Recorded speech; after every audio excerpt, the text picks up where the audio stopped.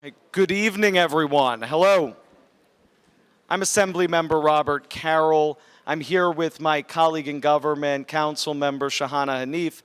And of course, we also have Julie and Tanvi from the DOT to present to us the DOT BQE detour plan that all of you know greatly affects the neighborhoods of Windsor Terrace, Kensington, and Prospect Park South. And I do want to thank DOT for coming out here tonight to address all of us so that all of our neighborhoods and all of the community boards who are affected by this project can hear this presentation directly to know how we can contribute to making a better plan so that our communities are not so impacted by this necessary work. I will say that. This is obviously very necessary work to fix the triple cantilever, but to make sure that Windsor Terrace, Kensington, and Prospect Park South do not have an undue burden placed at their doorstep. And I know that many of you have contacted myself and the councilwoman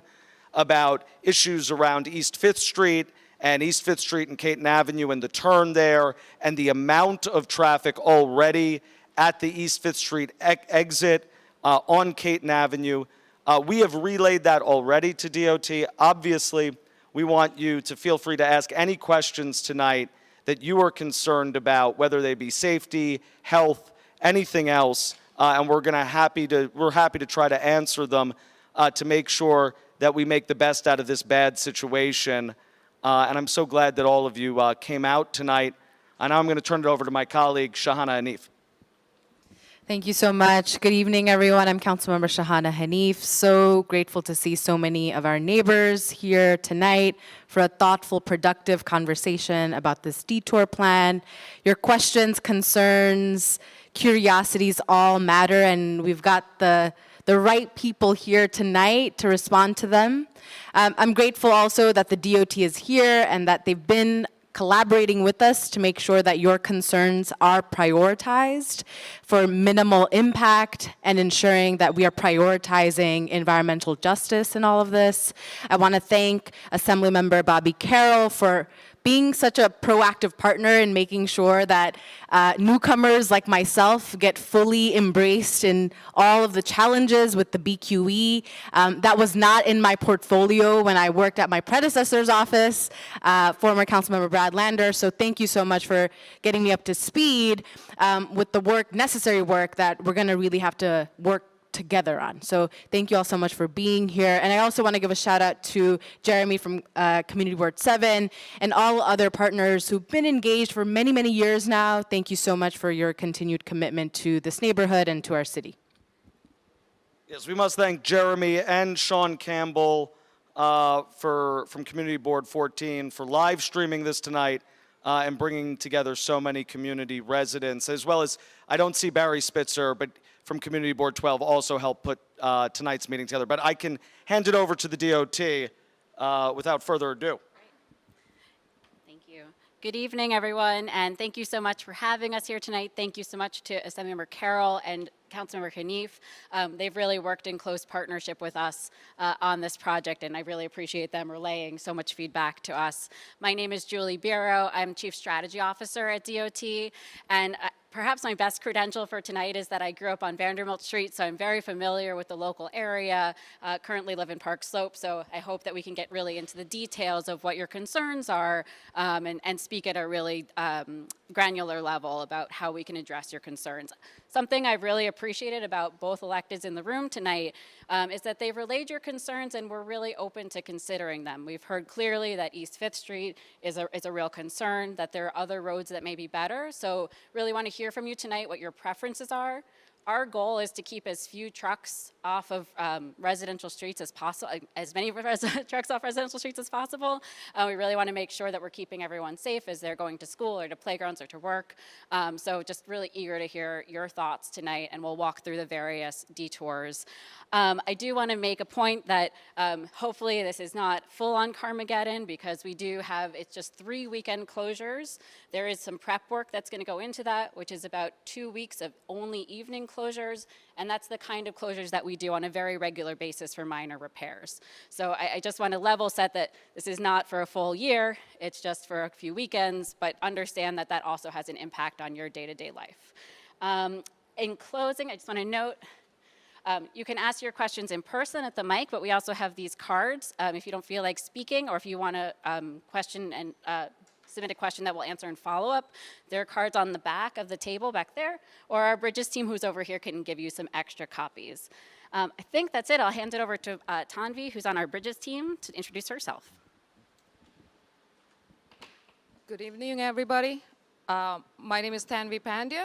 I am the program director for the BQE project, or the central project that has been part of discussion for a pretty long time now, the Atlantic to Sands portion.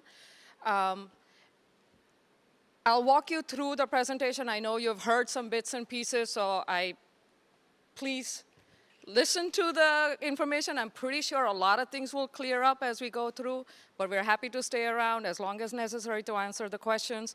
Some questions we may not have answers directly right now. Unfortunately, we wanted to have our freight person here today, but she had a family emergency. So if there's something very detailed about freight, I may not have the answer, and we'll get back to you on that. But other than that, we'll do our best to provide the information we have.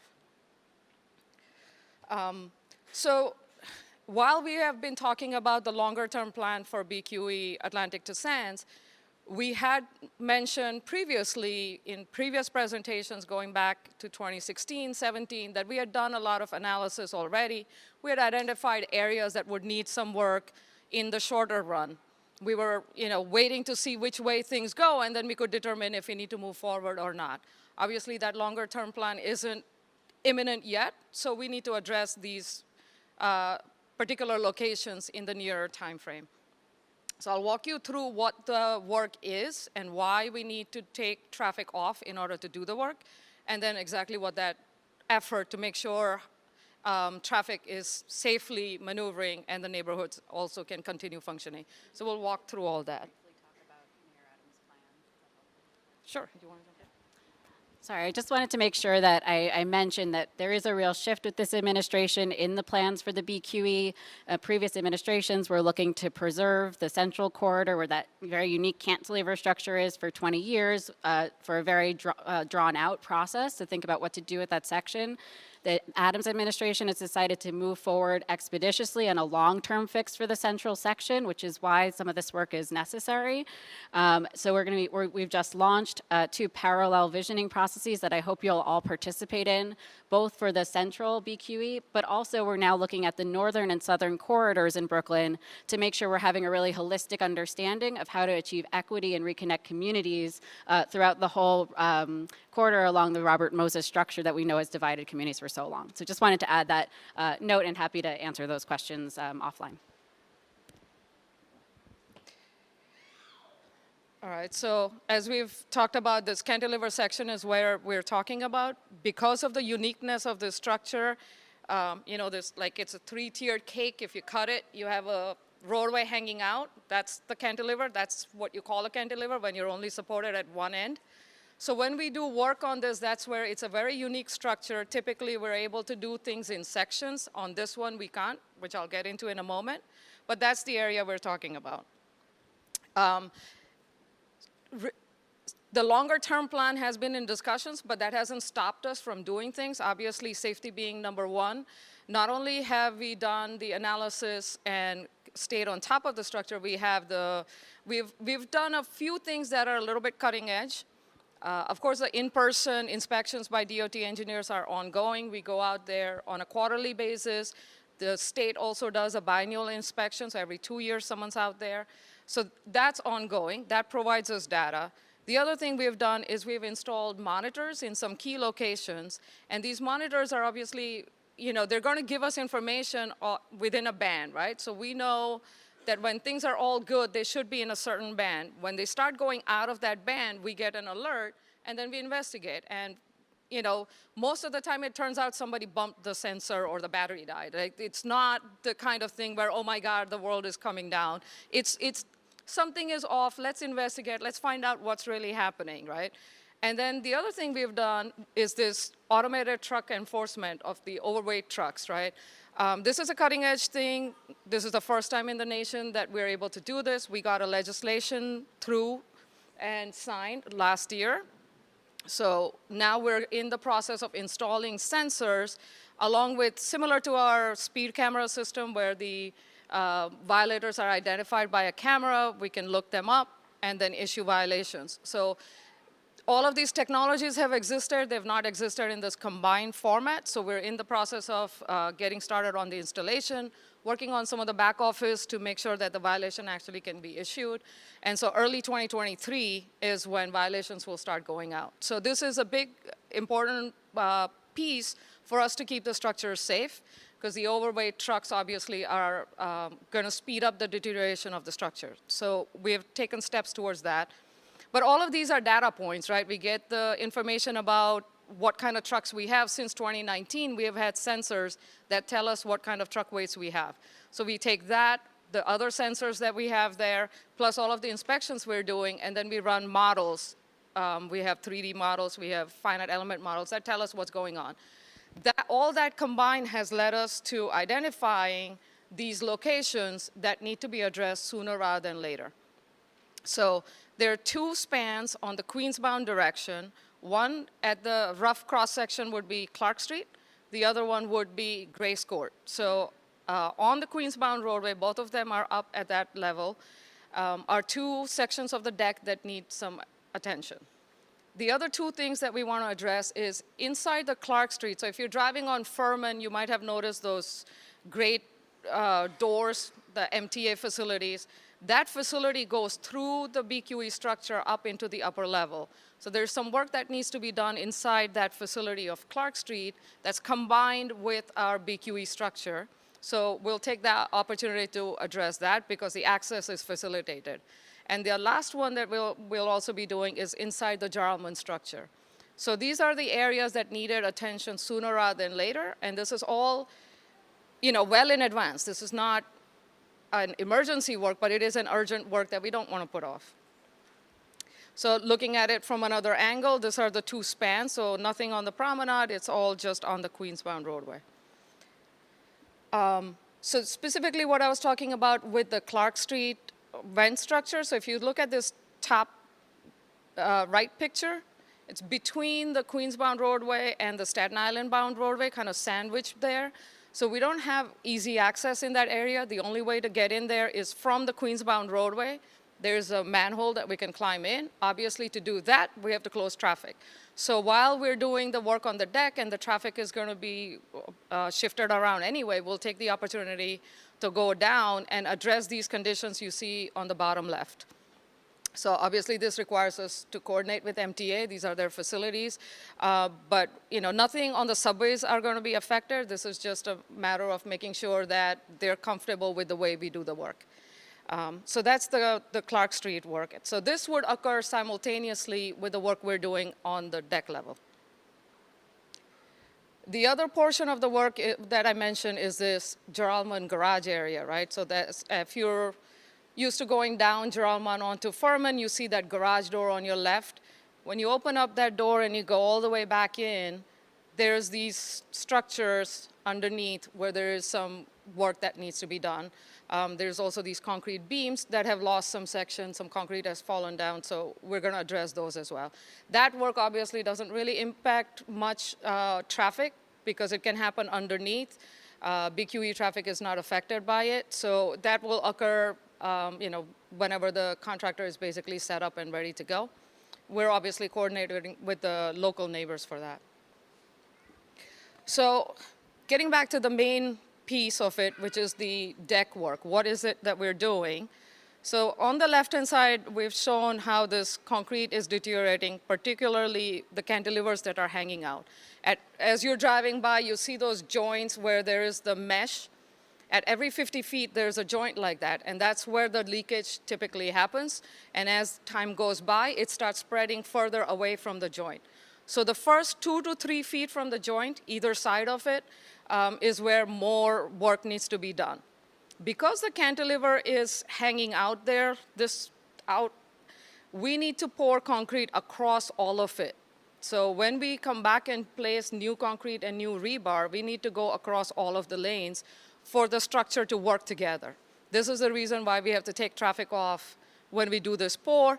And when concrete is wet, obviously we can't drive on it, and it's not going to last if we put traffic back on too soon. So we need to give it a little bit of time to cure and then put the traffic back on.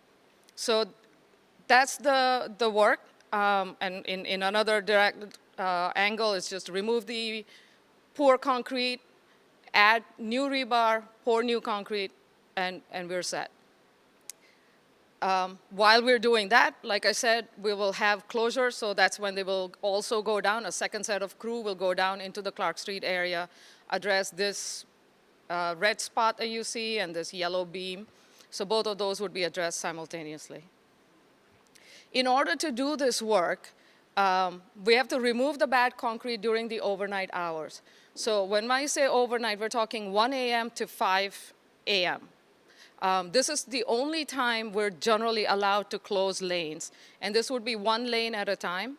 So the way it will work is we don't want the contractor to remove concrete and then leave it that way for too long and then say, oh, now I have a weekend shutdown, now I'm going to pour. So what they will be doing is first figure out what weekend is the closure, which I'll talk about how we come up with those weekends. So once that weekend is set, prior to that weekend, 2 weeks, give or take, for that first set of work is when they would do this prep work during the overnight hours.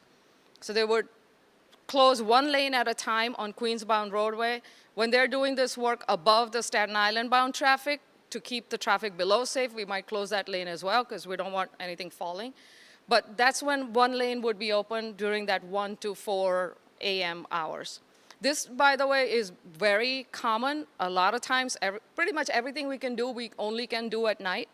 We do inspections at night. We do all kinds of work between 1 and 4. Those are the only hours we're allowed to close a lane. So, you know, I'm not sure you've noticed, because if we do it during those times where the traffic is so low, they can fit in one lane. When we do anything more than that, obviously we have to get much more information out and manage traffic much better. So once this prep is done, then will come this full closure weekend. For that section that's directly adjacent to the joint, because the full depth of the deck, like all of this orange portion needs to be poured, there needs to be a support to hold the wet concrete, right? Wet concrete doesn't hold itself. Once it cures, it can hold itself. So for that initial time, we need to provide support underneath.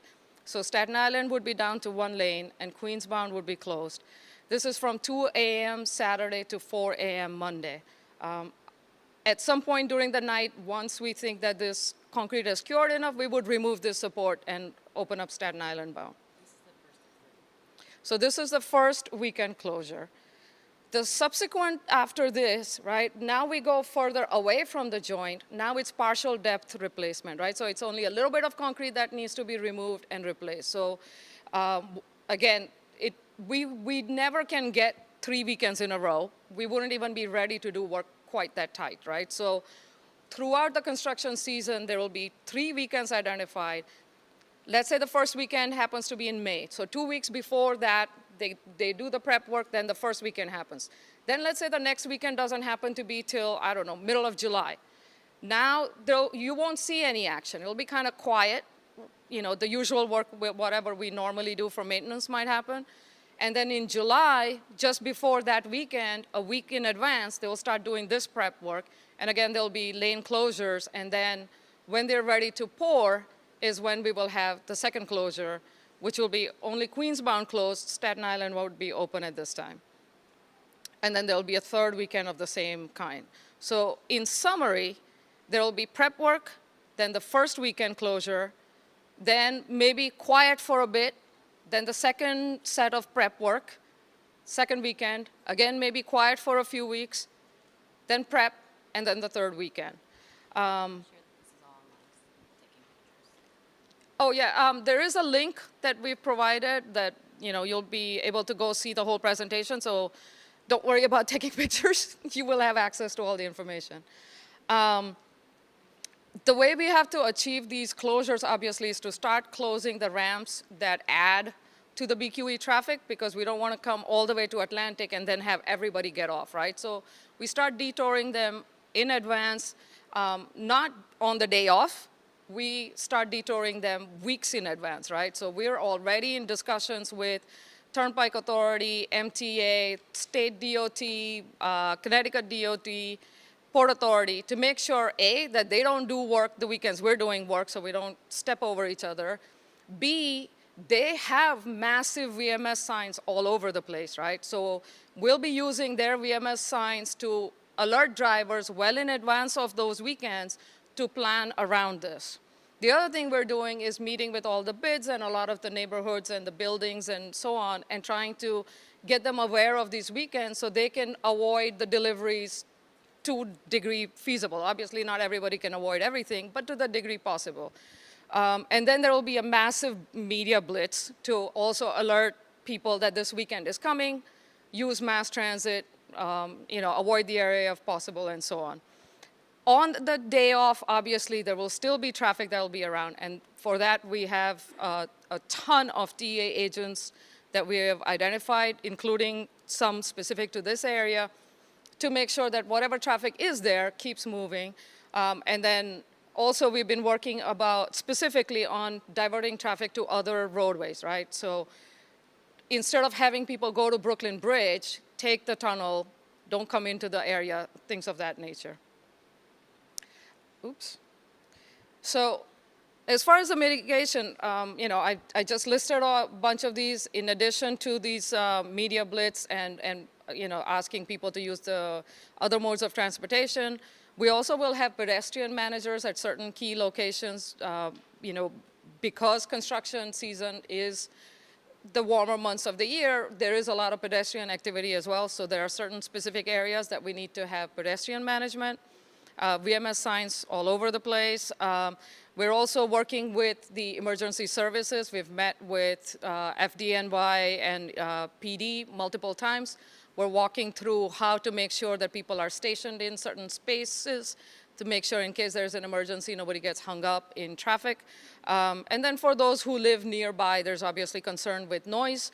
Removing concrete is a noisy operation. We've done some other work in the area, and in fact, one of the residents thanked us for what a great job we did because it wasn't as bad as they thought it would be.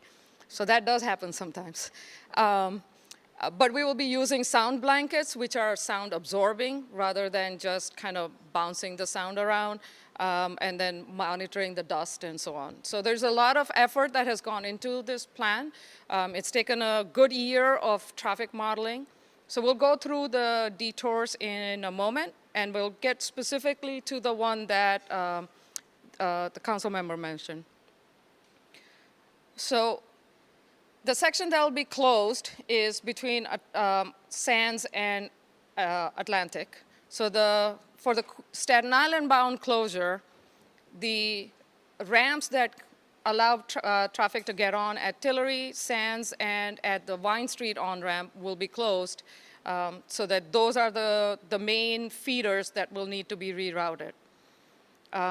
Those who are very local will obviously use Furman Street to come around and get back on at Columbia Street. The Prospect Expressway and the tunnel will be set up in the HOV formation, the AM HOV formation, so that we basically encourage the traffic to take the tunnel into Lower Manhattan rather than coming into Brooklyn Bridge, Manhattan Bridge area.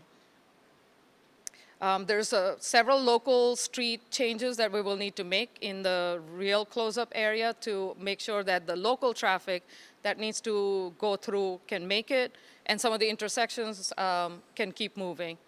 There's also a couple of buses in that area that will need to have their bus stops moved and coordinated. So the primary detour route that will be marked is going to be, those who are not able to get on at Tillery will be diverted to 3rd Avenue and 4th Avenue. This will be, of course, heavily manned with TEA agents to make sure this keeps moving. But those will be the two primary detour maps. The third one will be for those who come off Brooklyn Bridge, who take the Vine Street ramp, would need to go down to Furman Street and come back on at Columbia Street.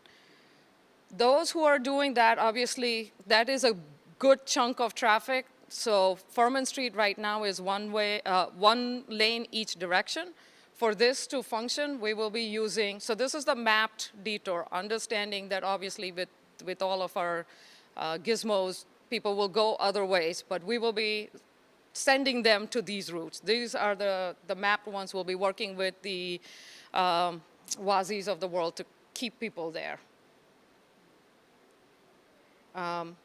Going in the other direction, so to get a little bit closer on that area, right? So Furman Street is one lane in each direction. For this weekend, it will be only one directional. So it'll be 2 lanes going towards Columbia Street so that the traffic from that local area that gets diverted down to Furman Street can make its way down into Columbia Street. Columbia Street on-ramp will be converted to a 2-lane on-ramp to make sure that all of that traffic can get on. Again, all of this area will have a lot of mitigation aside from just the lane configurations. So that was for Staten Island bound. That's only one weekend. The 3 weekends that we will have, the more extensive closure is tied to Queensbound Roadway. So all 3 lanes are closed. And so all of the on-ramps that are adding to that traffic would be closed in advance. So Prospect Expressway continues to operate. They can continue going up. It's just that down here, they wouldn't be adding. So that on-ramp down here to Prospect would be closed. But those who are already on Prospect will stay there. Encouraging those who are headed to Lower Manhattan to go into the tunnel. Those who don't, the last place they would be able to get off will be at Atlantic, and then they would be channeled through that area. So for that, obviously there's a lot of local street reconfigurations we have to do, but that's Atlantic to Borum to Tillery is a primary route that would be mapped for detour for those who made it all the way to Atlantic Avenue and exited at that last exit on the BQE. The other detour that will be set up will be along 3rd Avenue. This is also to give an alternate, because if everybody gets on BQE and tries to get off at Atlantic, that would be definitely a gridlock. So trying to disperse the traffic as early as possible is this 3rd Avenue. So those are the 2 primary mapped routes. The only people that would be, so those are the primary for all traffic, right? The only people that would be encouraged to take anything different are those who are headed to LIE or to the airports, right? So it's not everybody. It's purely, hey, if you're going to the airport, instead of coming around and adding to all of that congestion, take Linden Boulevard. Oops, sorry. So we actually, and I have a slide, I'm going to go into it after I finish the main section. The actual number of vehicles that go that way are fairly limited in terms of, again, we're talking on a weekend. In terms of trucks, we actually have the counts for it. But so this is not a primary detour route by any means. It's purely, as we do advanced notifications, we will be telling people, hey, if you're headed to LIE, you might be better off doing this than going through all of the other areas. And again, to make all this work, Manhattan side also has to work. If Manhattan backs up, then nothing can get off Manhattan Bridge or Brooklyn Bridge, and it all backs into Brooklyn anyway. So we'll also do some modifications in that area, particularly at Manhattan Bridge when everybody gets off. Some modifications to Lower Manhattan. There'll be TA agents there. There'll be PED managers there as well to keep things moving along. So when is all this happening and how does it all work? Right now, we're in the midst of getting a contractor on board. We've already advertised the contract. That doesn't mean we can't make changes, minor changes to this block, that block, put more signs here, put a TA agents. Those are all manageable. But we need to get this moving because we need to do this within the 2023 construction season. So it's been advertised once the contractor is on board, which we expect to happen very early in 2023. Then we will be able to the first deliverable that that contractor has is to give us the 3 weekends that they anticipate being ready to do the work that we are asking them to do. Keeping in mind that we have given them 2 other documents. One is an outreach plan, so they realize that there's going to be a significant outreach effort and they need to give us the timing based on that. We have to give them the timing. You know, we've also created a table of the no-go weekends already, right? So there, you know, no Mother's Day, no long weekends. All of those have already been crossed off. We know some other major events that occur around the city. All of those have been crossed off. So there are a limited number of weekends where they can do the work. So they need to look at their productivity, when they'll be ready, when they'll have the equipment and material that they need. Identify those 3 weekends as the first deliverable once they come on board. And that's what we will then disseminate widely so people can then plan around those weekends. So that will be the first like big information that we will put out. Obviously, as those weekends get closer, then we'll ramp up the outreach and make sure that people are really recognizing that it's coming. So again, this would be 3 weekends spread out over this March to October window.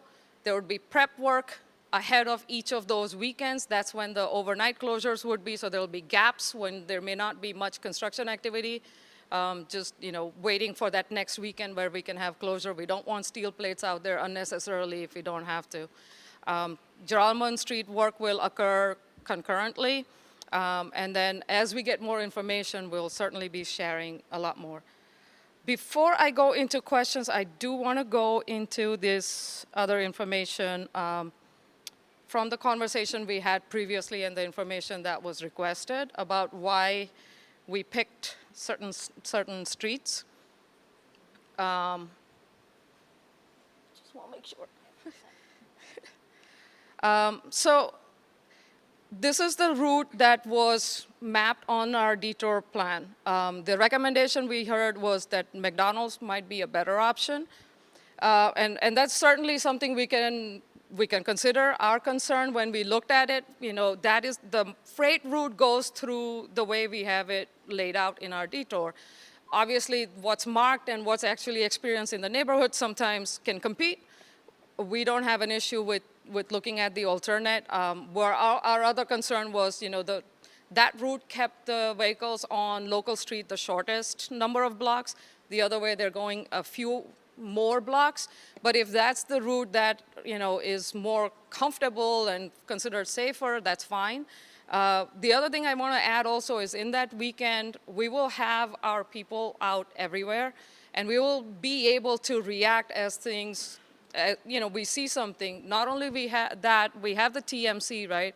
A traffic management center that gets all kinds of feeds from different places with the cameras that are placed. So they will be able to react in real time and let our contractor know, hey, something's not working. This detour, we need to either reconsider, think about it, or maybe the first weekend we see things worked a little better. Maybe we should try something different, and for a subsequent weekend, we might try something that makes more sense. So there is flexibility in thinking this through, and you know, we are taking this other option quite seriously. It's not something that, you know, we put aside. Our concern, like I said, was that it's that many more blocks. We did check, though, that the number of trucks, where is that? There it is. The actual additional number of trucks that would be coming based on the detour marking that we're talking about is relatively small. I'm not saying any truck should be anywhere. I'm simply saying it's not a massive volume based on the truck data that we have looked at, because it's a weekend. The airports get most of their deliveries during the weekday, so these are fewer number of trucks that would be going down this way. But we can go with either of the detour routes. What's the number? Oh, I didn't put my glasses on. Hang on. Is it 1,121 a day? No, that's total vehicles. 1,121 is the total vehicles. 146 is the total number of trucks. Okay. Right. So during the peak hours, which would be the AM, PM, you know, the busy time, that's 22 trucks. Sure. So that's our presentation. Would you like to give remarks before we go on to questions? Good evening, everyone.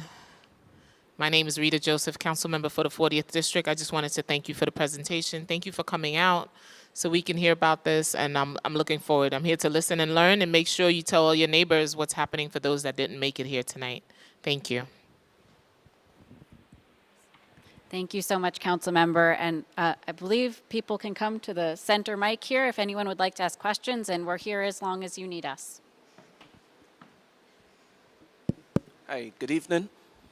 I am the Reverend Sheldon Hamblin. I am the... Would it be possible to speak a little louder? I just want to make sure I can hear you. Can you hear me? Yes, thank you. Good evening. I am the Reverend Sheldon Hamblin. I am the rector at St. Paul's Church in the village of Flatbush. St. Paul's runs north-south over Caton. So I see, have you factored in high religious holidays, Easter, Palm Sunday, Passover? Absolutely. It's our goal to not have these weekends occur on major religious holidays or community events that are significant. Thank you so much. Hi. I live on East 5th between Greenwood and Fort Hamilton Parkway, so basically right at the foot of the exit off of the Prospect Expressway and onto East 5th. And here's what I can tell you is going to happen. I'm sorry, I can't Here's hear. what I can tell you is going lower to the happen mic because a it little bit so happens she- already. There's not supposed to be any commercial traffic at that exit currently, and they do constantly. I've lived there for 7 years. I've never once seen a commercial vehicle ticketed for exiting there, even though they do it all the time. I also sleep right on 5th Avenue, and so I can tell, or 5th Street, and I can tell you the commercial traffic comes through at night, hits the speed bump. No one slows down when they come off the expressway. They hit the speed bump going 30 miles an hour, and it's deafening. My whole house shakes. This is already happening. And so with additional, 6 trucks a night, 6 trucks an hour overnight, we already get that all the time. So here's my biggest concern, because I can tell you what's going to happen. I watch it happen all the time. When East 5th Street backs up, because there's a light at Fort Hamilton Parkway, when the traffic is heavy, the whole block will fill up with traffic, and it takes like 2 or 3 lights to get through Fort Hamilton Parkway. And it's a very complicated intersection, I'm sure you're aware. The expressway exits, East 5th Street comes up, Greenwood tees into East 5th Street. What happens is that people are coming off the expressway, they see the whole block full up, and so they will stop and back up in the middle of the street onto East 5th Street so they can turn onto Greenwood to get over to Mcdonald Avenue. That already happens constantly. And the more traffic there is, the more that's going to happen, no matter if it's the middle of the night or not. It's really, is it illegal? Highly. They do it anyway. So I just want to make sure that the DOT is aware that this situation is already happening in the neighborhood, is already tremendously problematic and very dangerous, and it's only going to get worse. So. Thank you so much for flagging that concern. And I would note, should we proceed with an East 5th plan, I believe this is one of the places we would put TAs. Do you want to talk a little bit about that, Tanvi? Sure. So we have multiple TEA agents identified in this area. Regardless of which route we pick, we will place them accordingly. And one of the things, the reason we have them is so that they know to override the lights and keep the traffic moving. And then obviously we'll also be asking PD to help us not have the illegal things happen. So it's a combination effort that we will need. Yeah, but absolutely hear the concern, and one of the reasons why we're considering the alternate route. Thank you. Hi, my name is Debbie Hurden, and I want to. Is it possible to turn that Hi. mic up? I Can just you- am a little maybe it's hard of not hearing, and it's working hard to properly? hear. Hello? Okay. My name is Debbie Hurden, and I want to second what was said prior. I actually lived for 5 years on East 5th Street between Caton and Fort Hamilton Parkway, and now I just live around the corner. So I do see traffic backing up every single day, trucks, illegal trucks on East 5th. I agree with that. I do think we've discussed that taking traffic off at 10th and putting it down McDonald is a much preferable route because McDonald already takes a lot of truck traffic. And East 5th has a public library. East 5th has PS 130. East 5th has a playground. East 5th, no more deaths in our neighborhood. That's what I have to say here. No more traffic deaths in our neighborhood. Also, wherever those that traffic is going to be diverted and turning, we need pedestrian-only intervals. Pedestrian-only intervals wherever this traffic is going to, come through our neighborhood and be turning. I'm sorry, you said pedestrian-only intervals Yes. during Traffic construction or signals generally?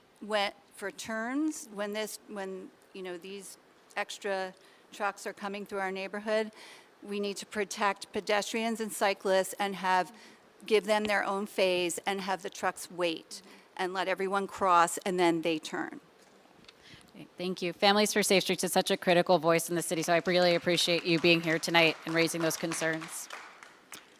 Hi, my name is Elizabeth Denny's, and I live at the corner of Caton and Coney Island Avenue. And I just want to note that one of the problems that already exists along Caton, and I also bike and walk many places in the neighborhood and kind of all the places you've mapped out here, and continues on Linden, is there's just a very high volume of trucks already, and especially there's an extremely high volume of illegal 53-foot cab trucks, which are too wide, too long for any of the intersections in the area. And these trucks are the intersection of Caton and Coney Island Avenue, which most of you are going to probably be going by later today. They often make turns that don't fit in the intersection. And at that location, there are 2 leading pedestrian intervals. And right now, those trucks, especially the really large ones, are the ones infringing on those leading pedestrian intervals because they don't have the ability to turn when any other car is in the intersection. And honestly, they don't even have the space to turn when the intersection is completely clear and supposed to be for pedestrians and bicyclists to get a head start to be safer. So I was wondering, when you're talking about adding more trucks to this area, I know it's a fairly small volume, and hopefully with the announcements ahead of time, people will reschedule, but nighttime is really dangerous for vulnerable road users like pedestrians and cyclists, and there have been too many crashes in this corridor already that have injured and killed people. So I'm wondering what can be done, both within the scope of these detours and longer term to, fix this problem where we have these trucks that aren't supposed to be anywhere in the city, making it dangerous for residents in the area. And I guess also my other question is, you mentioned that there's a weight sensor you've been doing on the BQE. I'm wondering, how many of those trucks are just illegal trucks that we should be working on getting out of the city? The longer a truck is, the heavier it is.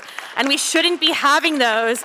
We shouldn't be planning for them on the BQE. We shouldn't be planning for them anywhere in the city. We should be making sure that they're getting off the streets and keeping our families safe. Thank you so much. Yeah. Thank you. I completely agree with you, and I apologize that our freight expert's not here tonight. She did have a family emergency right before the meeting. If you want to give me your email, I'm happy to connect her to you if you want to get into more detail. But I can talk about what we're already doing and what the plan is going forward. The first thing I'll note is that a major part of the 3-pronged approach to planning the future of the BQE in Brooklyn, the 3rd prong is looking at freight. The City Hall has launched a multi-agency initiative to work with EDC, DOT, industry partners, and community members, and would love to include any of you in this process, to think about how we can better divert trucks from our local roads. We know the BQE has been a critical corridor for freight, and going down to 2 lanes, we've seen some of them move onto our streets, and also in Sunset Park and Red Hook with the increase of next day delivery, we've also seen an increase in facilities that deploy these trucks. So we 100% recognize that it is a real issue and it is a safety concern. So I really hope that you and others will participate in the focus groups we're going to be having this year to think about better alternatives. And we're also moving forward to implement the Freight New York City plan, which was announced by the prior administration, but is now in the process of being implemented. So we can think about better uses for cargo bikes and marine highways. So would love to talk to you more about that. And if you give me your email, I'm very happy to connect you to Denise. And the last thing I'll mention is that the good news is that we are on track to implement Weigh in Motion on the cantilever of the BQE.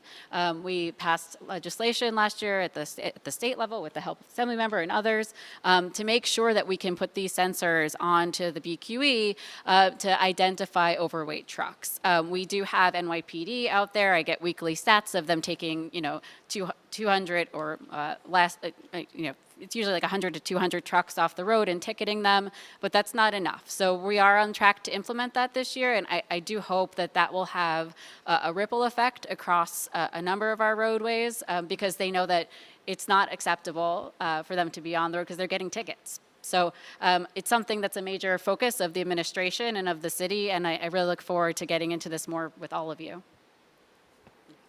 Hi there. My name is Tom Duffy. I'm grateful to be Bobby and Shahana's constituent.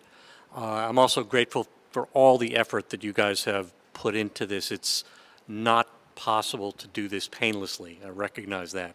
A quick personal anecdote that prompts this question. I just had plans for a major venture this past weekend that were months, years in the planning, and severe weather stopped those plans. So you are going to be choosing weekends well in advance. What could be the impact of severe weather, which we are seeing increasingly on those plans, and how do you deal with that? Thank you. So construction, I guess, we pretty much deal with weather on a regular basis. It's pretty much a given in everything that we do. One of the good things, if you would call it good, is that we're working in a very limited section. So if we see inclement weather coming, unless it's like a tsunami coming, that's a whole different deal. But if you're just talking about rain or heavy winds or something, we can work around that. We can erect, measures to protect the area that we need to do the work. Obviously, certain kinds of weather, it's more risky to do detours because people get confused, and we don't want to do that either. So we will be taking that into account to the extent feasible, right? We can't predict the weather too far in advance, so there will be some give and take, but we will certainly have measures to do the work for most of the weather conditions. And I'll just add, for our long-term fix for the BQE, this administration is really dedicated to resilient and sustainable design. We know this is a city of water. We recognize the climate events that are changing, as you mentioned. We want to build a better structure than we have right now. And so I'm hoping that we'll have better infrastructure as part of this plan. Hi, I'm Joe Alexander. So my wife and I were talking before, we both agree that the highway needs fixed. We don't use it, but it would be unconscionable for us to fight this and this planning and the conditions to cost human life, right? But we don't have that sense of urgency about East 5th Street, because we're not talking about car-centric plans. We're talking about walking pedestrians. And I know you're DOT, and I know that that's a secondary concern. I can see it in the plan that it didn't even occur to you that McDonald may be safer for pedestrians, but it's more blocks. That was in your oh, wow, I didn't even think it's more blocks, though, for a car to drive. But no one crosses that street because the cemetery's across it. So it just doesn't make sense. And there's stoplights at every block, And I live at East 5th above Tonino's Pizza, right above it on the 3rd floor. So from my window, I have 3 kids. My wife teaches at PS 130 here at the lower school. So we live across from probably the busiest playground in the zip code, I'm guessing. And we see car after car on slow times blast through that stop sign at 50, 60 miles an hour. Not I've seen it. We see it continuously without a stitch of enforcement. I've never, in my years of living in that location, seen a car pulled over. I've never heard a siren. I've never seen flashing lights. We've told the police, you're not with the NYPD, right? So you can't control that. However, you baked a plan that depends on enforcement to make this plan safe, right? And if I told you that we ran out of concrete, it's just not going to be available on the dates that we planned this, would you have to go back to the drawing board? Come on. The answer is yes. You would have to go back to you cannot get you can't get an essential part of your plan delivered. You can't do it. And if an essential part of your plan is enforcement of safety, and you've already told us you're aware that 5th Street has been unsafe and you've done nothing up to this point. Is that correct?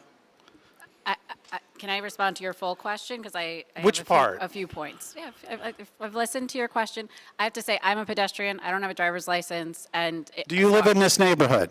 I Do you live grew on up- 5th Street? I grew up on Vanderbilt Street. And, I don't, yeah. And so I'm very familiar. I used to live on Vanderbilt. This is, I'm respond just to you? saying, we're talking about this plan. We're not talking about you as a, you didn't make this plan.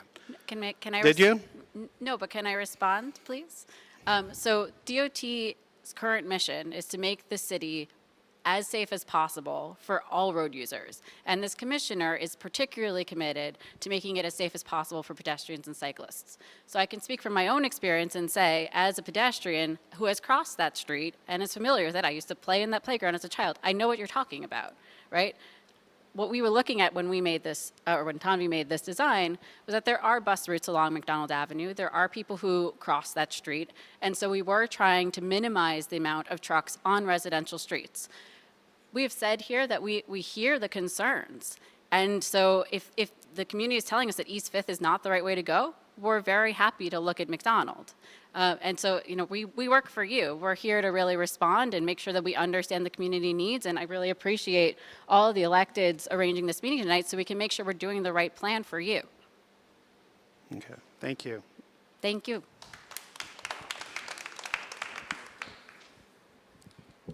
I'm Brenda Walker. I'm a homeowner with the Caton Park Block Association, a homeowner of 36 years, spent looking at and hearing the truck traffic on Caton Avenue, so boots on the ground and eyes on the prize. We live just in the little darkness below the N in the word Caton up on your map, the way it's currently cut off. You can't quite see us, but we're there with the trucks going by at far more than 6 per hour at any given time, including 4 o'clock in the morning.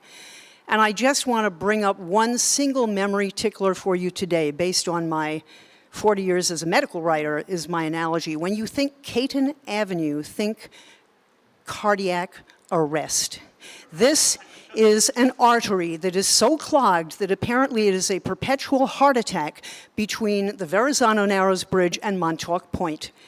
It is a choked artery filled with delivery kids out on beater bikes, massive numbers of athletes and children at the parade grounds and at PS 249, buses, traffic of every possible imaginable kind, and it is in a state already of perpetual gridlock.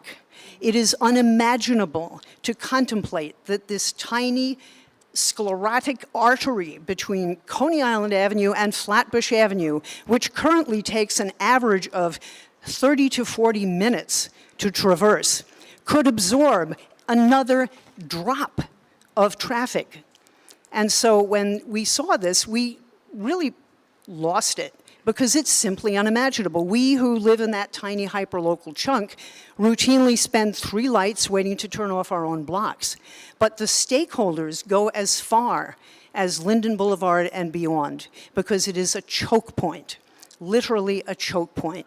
So when you look at that and you take it all the way out to practically the Queens border, and you are talking about detouring people to the Van Wyck and the Long Island Expressway by way of that tiny little 2-lane country road that is now functioning as an effective interstate, we just slap our foreheads and go, it ain't gonna work.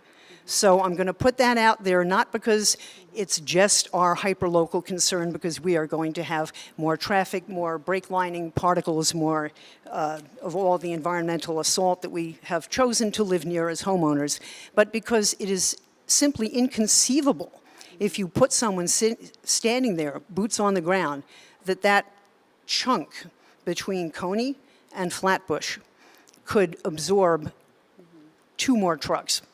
So, Caton Avenue, cardiac arrest. Thank you.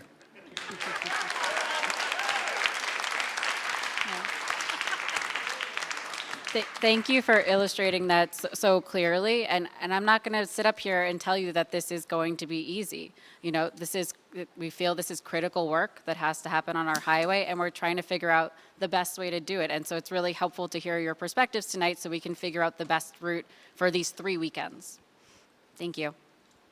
And I'm sorry, if I may, my colleague just shared with me via text, and I wanted to make sure I responded to the gentleman who just spoke earlier. There have been a number of safety improvements on East 5th recently, including a raised crosswalk, improved signal timing, and also a two-way protected bike lane on Fort Hamilton. And if I may, I was going to say, and if there are additional ideas that you have of what would be helpful, we're here to listen, right? So there.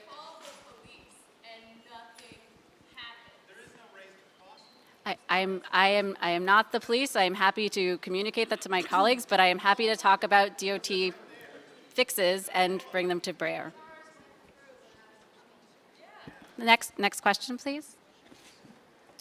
Hi, my name is Ann Gaudette, and I'm with Caton Park Homeowners Association. I couldn't have said it, I probably could have said it more briefly than Brenda, but not quite so eloquently. And I will reinforce every word she said, because it is indeed a choke point. And it's, you know the area, so I'm not going to keep reviewing that. I don't know, honestly, how much more we can deal with, although I'm very thankful that you're having these presentations and you're allowing our input. So with that in mind, I'd like you to consider burden sharing. I think the idea of Mcdonald Avenue is fine, but there's also something that nobody's talking about, and that's Parkside.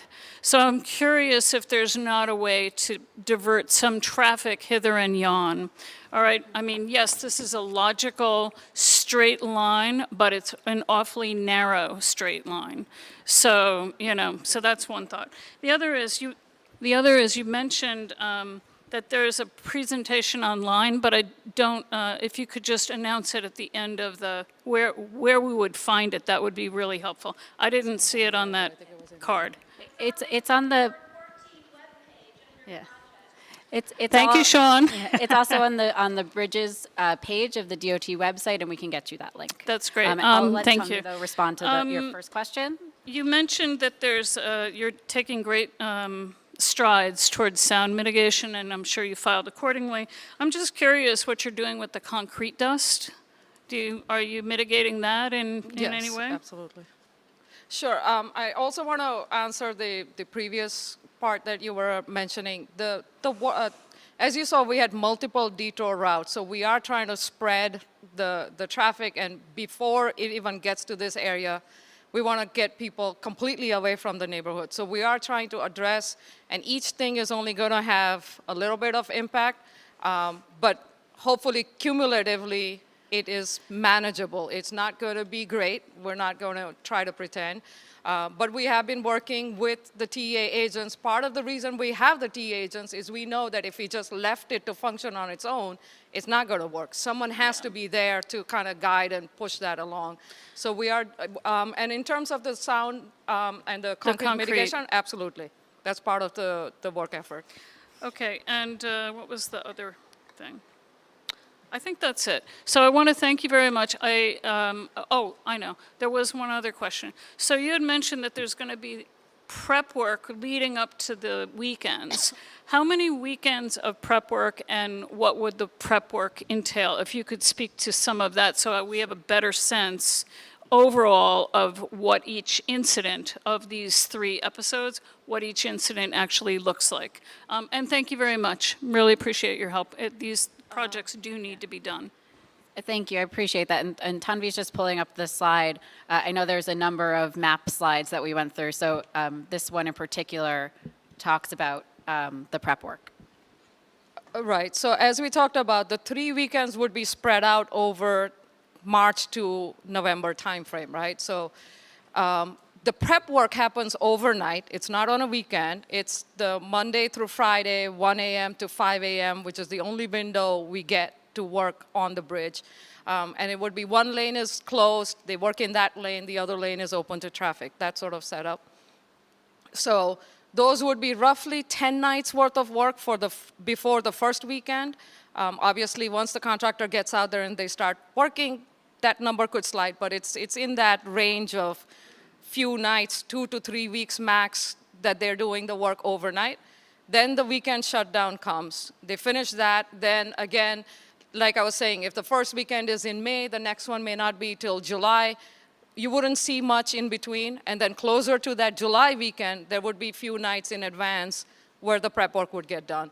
And I also want to just note, part of the reason we want to keep working on the BQE is that we want to keep the vehicles on the roads that are meant to carry that kind of traffic. If we don't keep it maintained and we don't have it available, then some traffic may disappear, but not all of it is going to disappear. And so that's part of the reason why we need to do the work we're doing. Thank you. Hi. So I won't talk about Caton because everyone else has, but I do.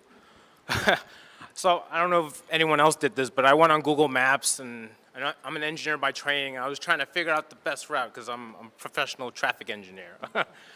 And then I realized, like, I'm trying to solve this problem, and I'm wondering, are we asking the right question? Like, has anyone wondered why we have the triple cantilever? Like, we talk about sustainability, right? Every 50 years, we have to repair this thing, and it costs billions of dollars. Now, I'm not looking for an answer right now, but I do want people to think. I'm like, why is this sustainable to rebuild this thing every 50 years and spend, I don't know, $1 billion, $2 billion? I don't know if you guys have talked about it, but the best way to fix a problem is to avoid it, and that's just how I go about it. Thank you.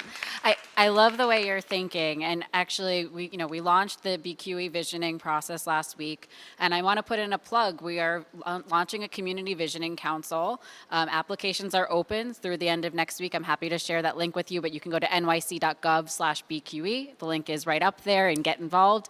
But we are going to be doing a corridor-wide visioning council that meets once, and then we're going to break up by geographies.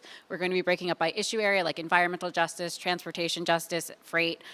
I would love to have you be a part of that. Signed up for it already. Oh, amazing. So I will be seeing you a lot in the coming weeks, but I really would encourage everyone to get involved. You don't have to live next to the BQE cantilever to be a part of this process. We're all impacted by it daily. So I love your thinking. Thank you. Appreciate it. Julie, just one thing, just to answer Brenda's question completely. Is it correct that there are going to be approximately 20 nights of closures and somewhere around 9 full days of closures? Because if I did your math right, you said 2 weeks leading up, a 3-day weekend, a week leading up, a 3-day weekend, a week leading up, a 3-day weekend. So 29 days. So we're not talking about 3 weekends. We're talking about 29 days. Okay. Definitely. Please clarify that. Please do. So when I'm saying prep, I'm talking about during the week, taking a lane out, which we do now at night, 1 a.m. to 5 a.m., overnight, single lane closures. No detour. We do single lane closures all the time. We did it last week. We have some coming up next week. Most people barely even notice. We tell people, we send out notifications, but it's something we can do because at night the traffic is reduced in volume enough that it can fit on one lane. This is why we can get those closures. Otherwise, we have to do years of planning. We cannot do that otherwise. So the 29 nights you're talking about are not detours. Prep times is just overnight single lane closures. The weekends are the 3 weekends that we've been talking about. That's where detours will be in place. That's where the TE agents and all of that will be in place. So it's, Friday night to Monday morning, so 2 full days of detour. So 6 days of detour. Yes. So 6 weekend days of detours, just 6 days over the course of likely the summer. Hi, my name's Jeffrey Thomas. I live a couple, sorry. Yeah, sorry, good clarification. Okay, yes, great clarification. I live a couple blocks from here, and starting off by saying, I understand this work is very important, and we do not want the bridge for the cantilever to fall down. I want to push on a point that someone mentioned about enforcement. I think a couple of times you've said we will have TEAs here to direct traffic here and there. I work right by the entrance of the Holland Tunnel. I routinely see drivers just being like, I don't care. You're telling me to go this route. I like this road better. I'm just going to go there. And I want to know if we have any ways, and I think some of the things that are coming up here, these are problems we already have citywide. They're going to get worse here. What do we do about drivers who say, I insist on going through this road? I don't care what you say. Do the TAs have actual authority to stop these drivers? Well, I think our number one priority for this particular project is to say, don't come to these areas. Okay, yes, right? that's like better. the number Even one better. is like, don't drive here. Even you better. should be taking the train, the bus, other routes. Or I saw someone rollerblades, maybe rollerblades, right? So that's the number one priority. I mean, I am not I don't work for the police department, so I can't speak to their internal practices, Yes, but we have great confidence in our sister agencies to do the best that they can when faced with a large vehicle, right? Yeah, So, I mean, let me be clear. I'm not asking for, can we get the police to No. police more? I'm saying, can we figure out other ways, because clearly this is not working. Do you want to speak about design elements? Well, so there will be certain areas that we will actually have to like completely close off because we don't want people wandering down areas that we don't want them. And we will be asking for additional police presence for certain areas that we know there are concerns. Obviously, they will be spread thin. This is a big detour area. There's going to be lots of areas. So the TE agents are going to be there to direct the traffic. They cannot obviously ticket anybody. They can't do those things. But we will be asking for PD presence and have them floating around and, you know, help out at any particular location if you're seeing repeat behaviors that are causing a problem. We'll certainly have them on tap to try and assist as best they can. So building on, trying to get people to go other ways, have we considered incentivizing people to take other modes of transit? Have we considered making subways, AirTrain, et cetera, free for the weekends that there are closures to try to get some of the traffic off of the cars, at least for these weekends? Right. So, the New York City does not control the subways. That is the MTA. We work regularly with our partners to make sure that there is heightened frequency during times like these, but we unfortunately do not have the ability to make the subways free, although I would love that. Good evening. I'm Joanne Brown. Thank you very much for your presentation. So, enforcement. Just so you have some clarity about where I am, I'm at the dogleg of Linden Boulevard and Caton Avenue. So that's Route 27.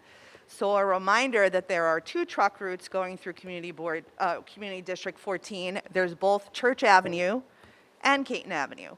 Both come off of McDonald Avenue. So you have two available networks in that you can move that traffic. Okay. Now, enforcement. NYPD, so I can stare outside all day and I can see 10 53-foot trucks go by an hour, if not more. That needs to be enforced. And most police officers working during their tours, during the day, don't even know that a 53-foot truck is illegal within the city limits. So what I'm asking our elected officials is to help us by bringing in the state police during these 6 weekends, not a heavy lift. Bring in state police to help us monitor these areas where we are going to see an increase in traffic enforcement, or an increase, especially 53-foot trucks. The next thing is that for these 6 weekends, so my understanding is that the BQE really needs a larger overhaul. What you're doing is just trying to mitigate some of these very problematic areas that could be dangerous. So over these 6 weekends, I really want to encourage DOT to have your personnel that goes out and actually tallies trucks, cars, any kind of vehicle coming down these streets, so that can be archived, so that when you go back out to do another intervention on this structure, that you can look back and say, okay, this is what we saw, this is what has to happen.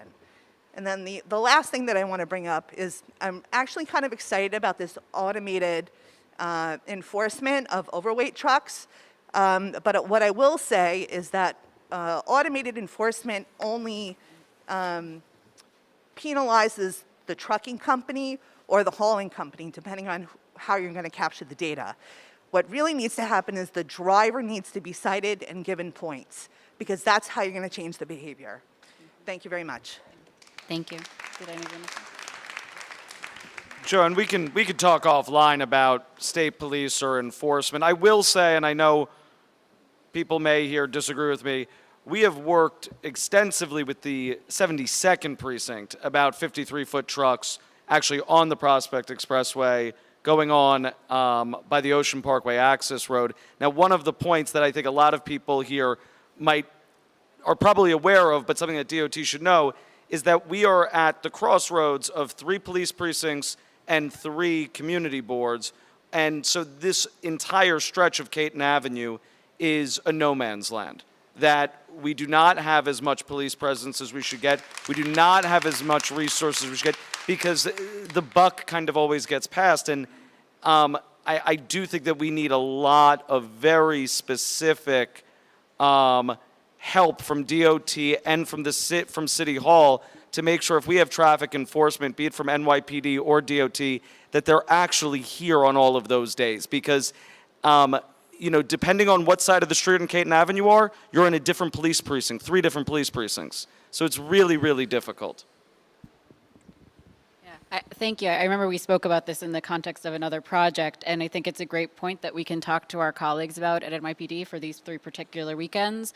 And I'll also note that our Borough Commissioner, Keith Bray, I know has spoken to the local precincts as well already, and will continue to be in conversation with them as this moves forward. Hey. Thank Hello. you.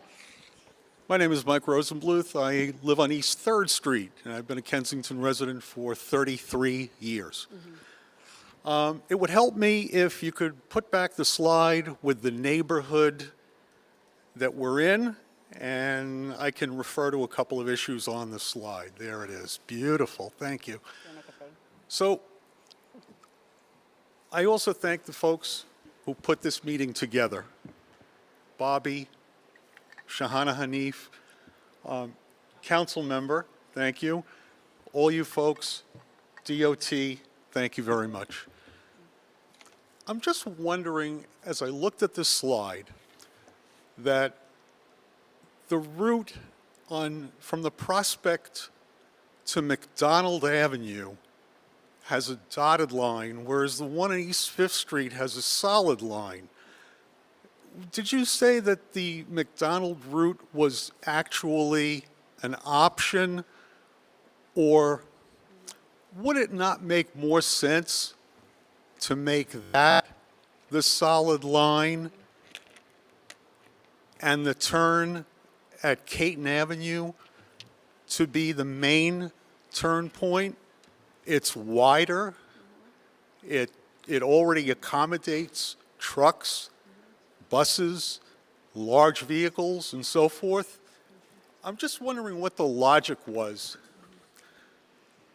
from the DOT, or maybe you could explain it, that McDonald Avenue was not considered the main possibility, where the exit on the Prospect already accommodates many, many buses, like the B103, trucks, large trucks, and so forth. And if it can be accommodated on McDonald Avenue with a left turn, and may I add, a possible left turn phase implemented, just like the right turn was for Fort Hamilton, a left turn phase for left turning trucks onto Caton, it may alleviate a lot of the fears that are in this room about the playgrounds, the school, the PS 130 playground, which is active on the weekends.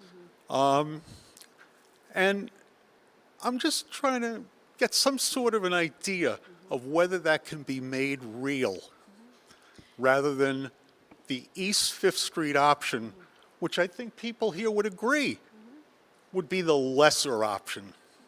Thank you. Yeah, thank you. And that's what I've said from the top. We put forward this original proposal on East Fifth, we heard very clearly from community members and from Assemblymember Carroll and others that there were major concerns here. So the solid line represents the initial plan. The dotted line represents what's been presented as a better option by a number of community members.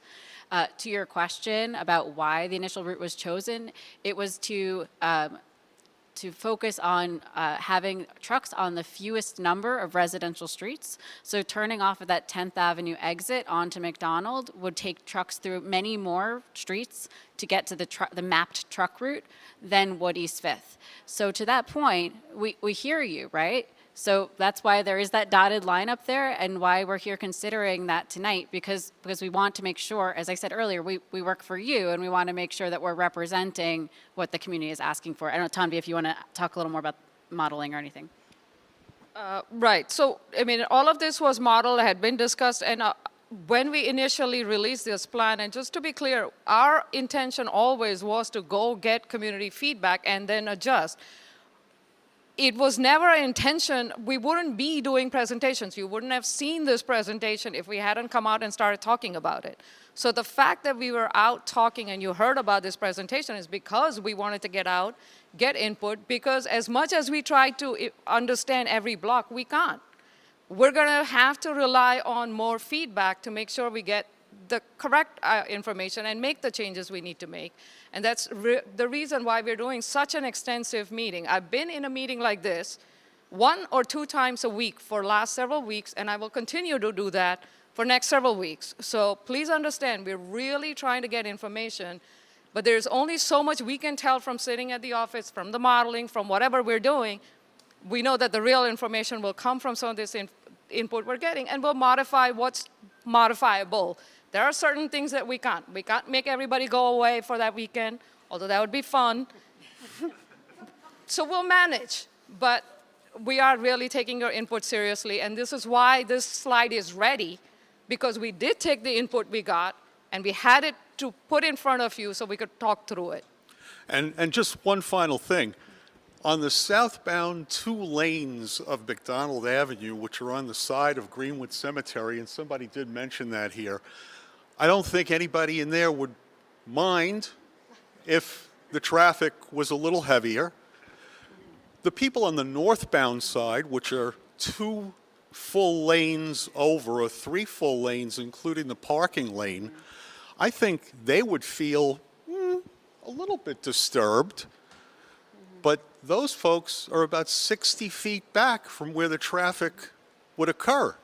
On East 5th Street, they're 10 and 20 feet back. Those are the people who I'm concerned about, and I thank you.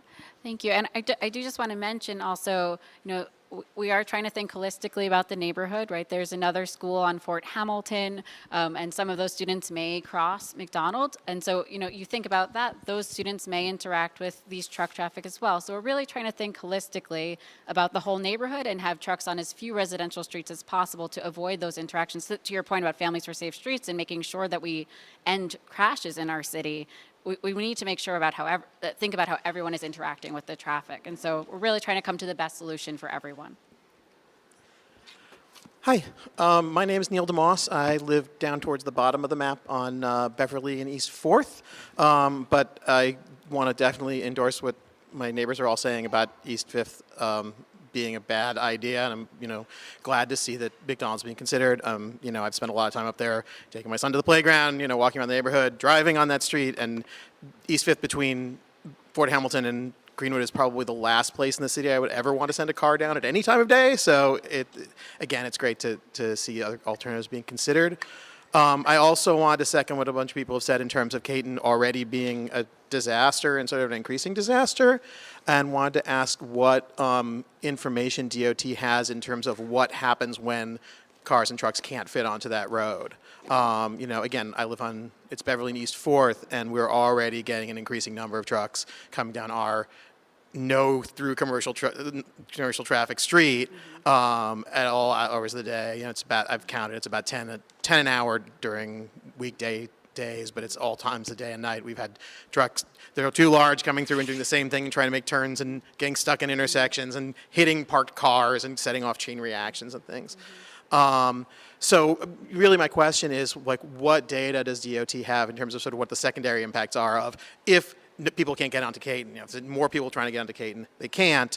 Where does that traffic go, and is there any way to mitigate that? I'll begin to answer, and then I'll hand it off to Tanvi for the data. But I do want to say, as I've said earlier this evening, this is not going to be easy, right? Like, we know that these 3 weekends are going to be tough in the city, and we really want people to the greatest extent possible, not drive their cars these weekends. And we're going to be blitzing on the we're planning radio buys. We're working with the freight industry to educate them about these 3 weekends and try to encourage other delivery hours.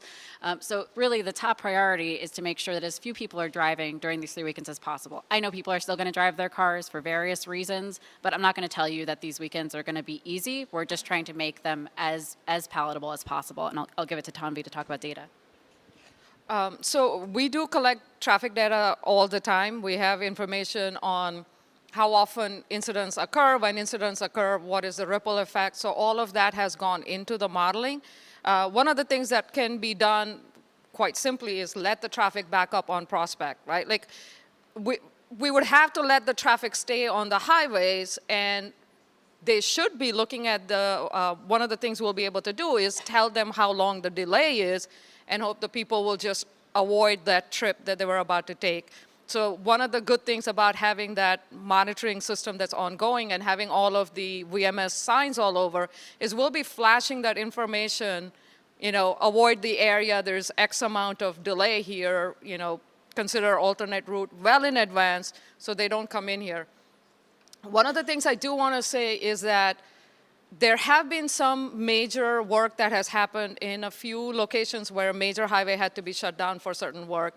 And if that becomes a prolonged time, then people start ignoring the warnings.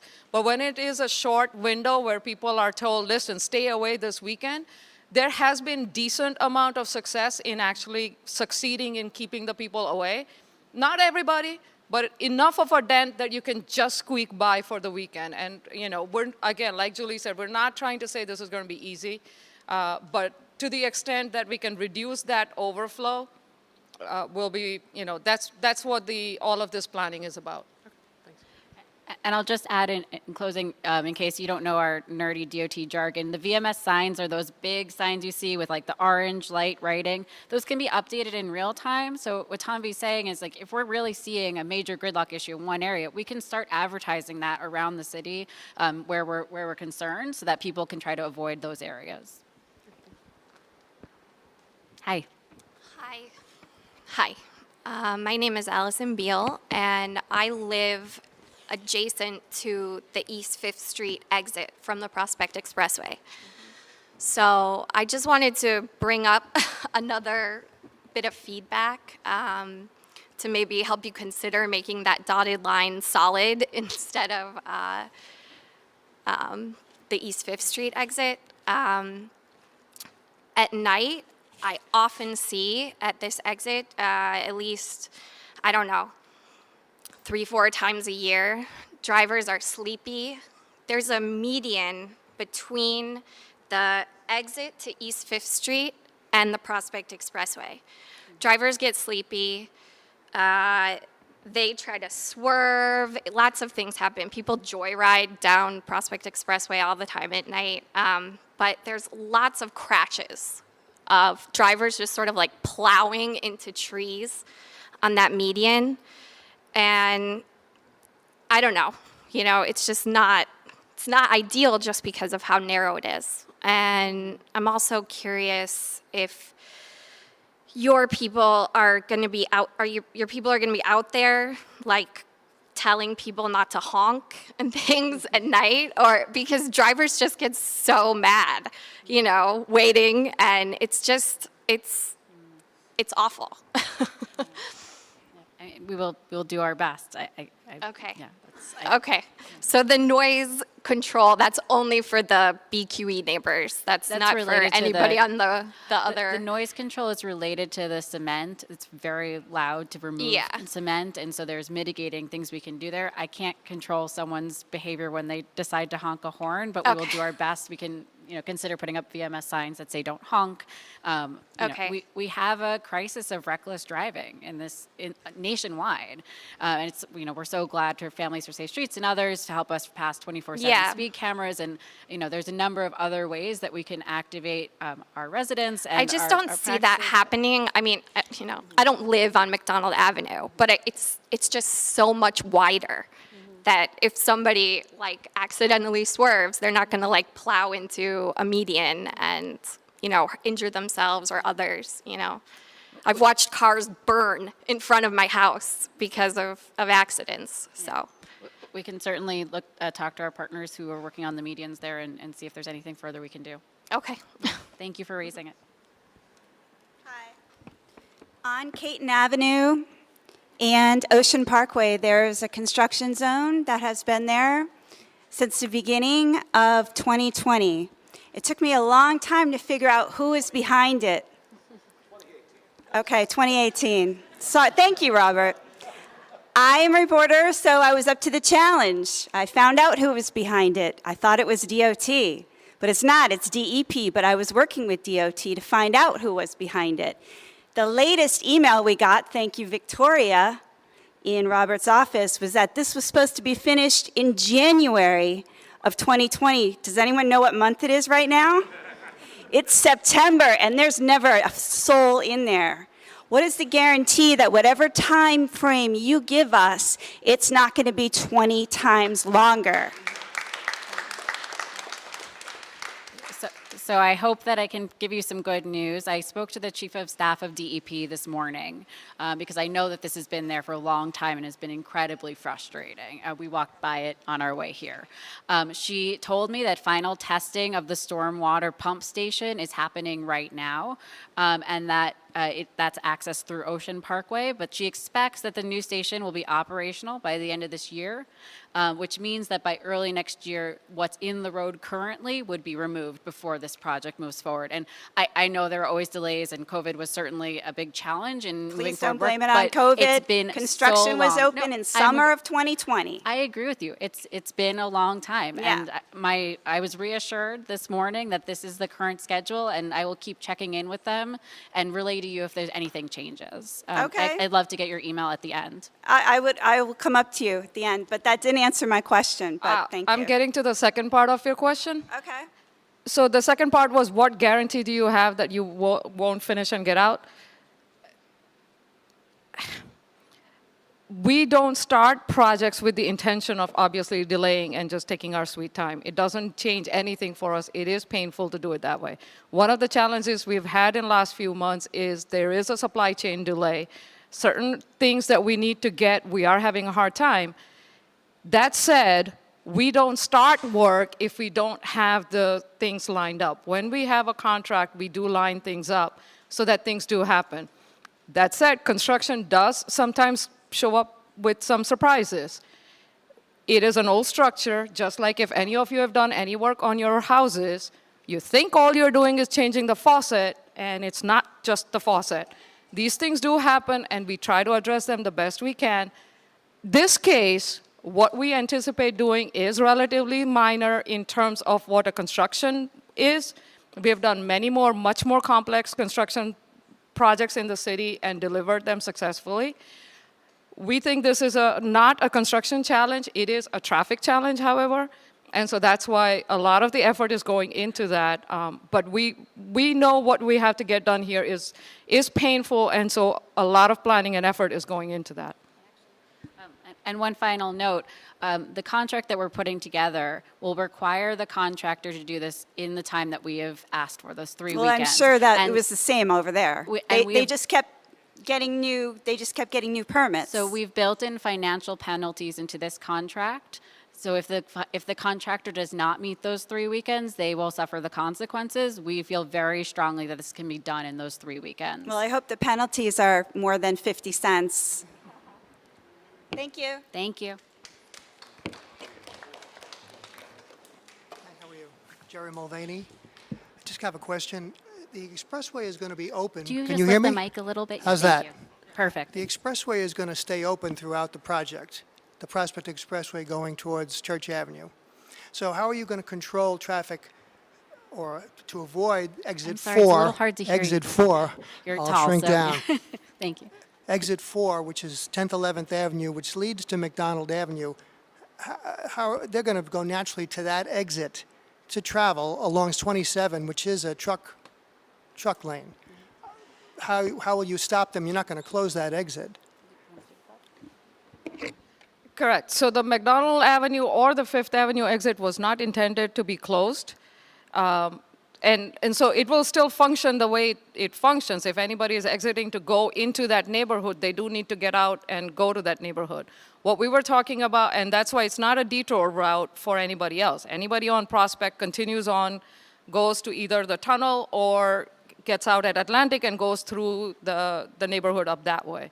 So this exit was purely mentioned as, hey, one way to keep some of the traffic away from coming to downtown Brooklyn is if they're headed to the airports, maybe they can take a different route.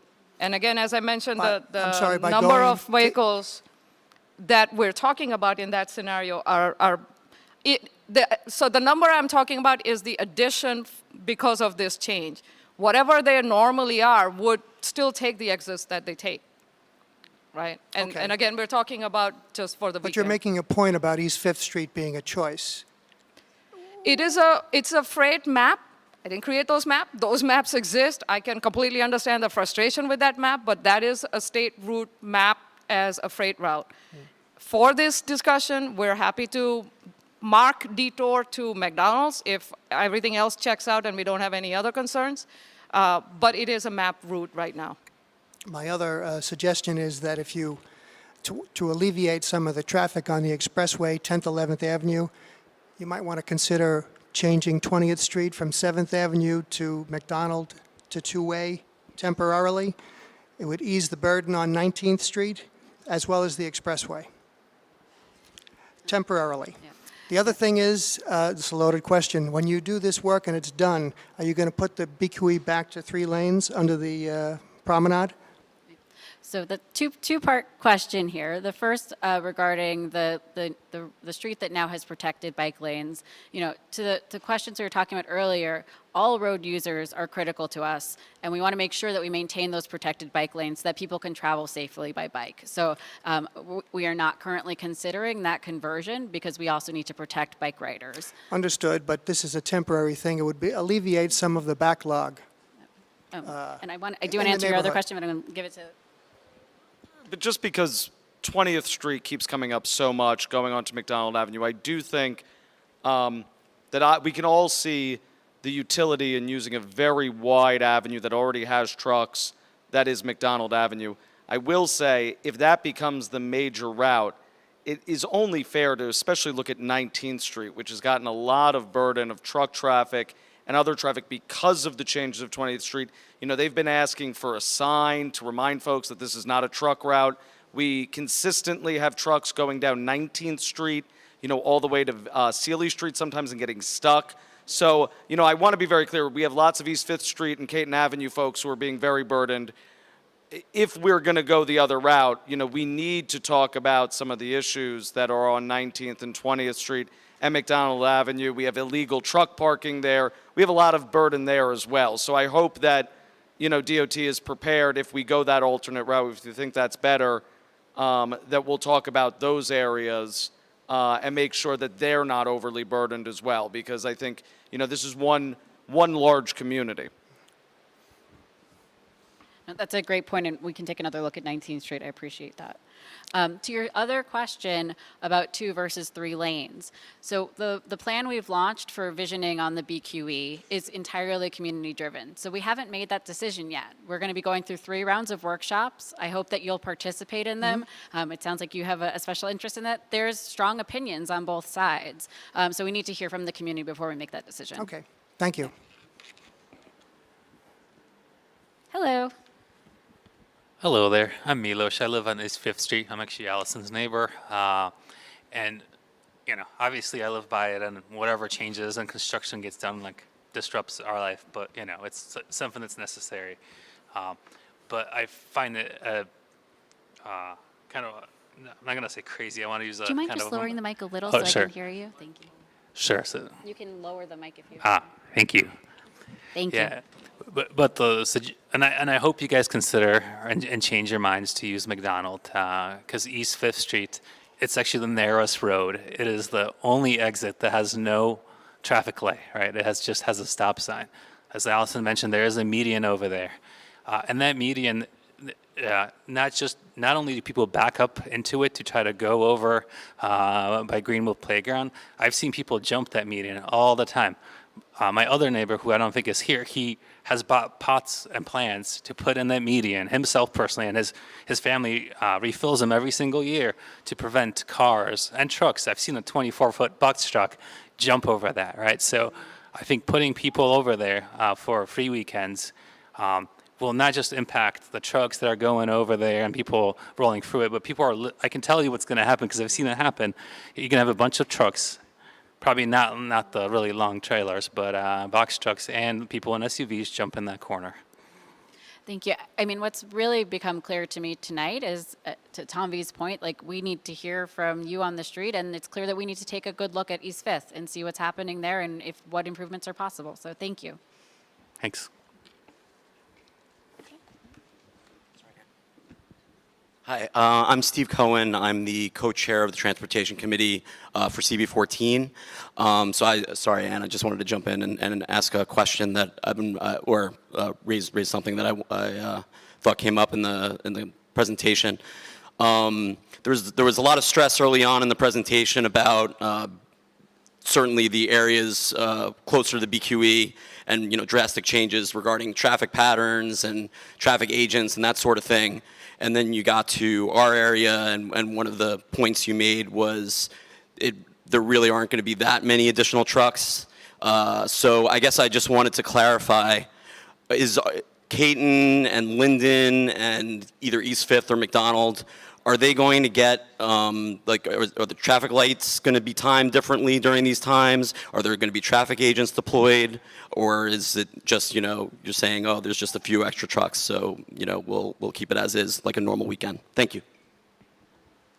Actually, no, we specifically noted that there will be TA agents here because we understand that already there's too much traffic and it wouldn't make it through, even if there's just a few added. So yes, there will be specifically TA agents assigned to this area. Depending on how we end up finalizing the route, they will shift around to match. All the same mitigations would be applied throughout. So we were talking about the VMS signs earlier as well, signal timing, so absolutely. Hello again. Hello again. Hello again. My name's Ann Gaudette. I'm the president of the Caton Park Homeowners Association. So regarding the two commercial routes that run through this part of Community Board 14, unhappily, they both bookend our micro neighborhood, which goes from Church Avenue to Caton. So we've had one person here who spoke about the dollar vans.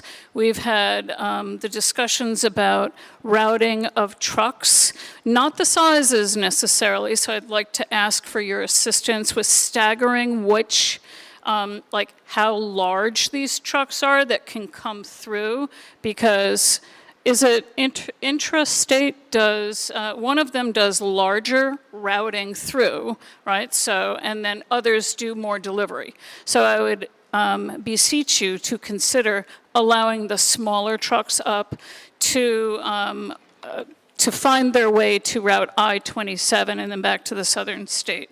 So, and also, since there are buses that do innervate along both of those corridors, if we could stagger not just, as Steve was saying, not just the mechanics of the traffic flow, but what's allowed to flow there. That would be really helpful.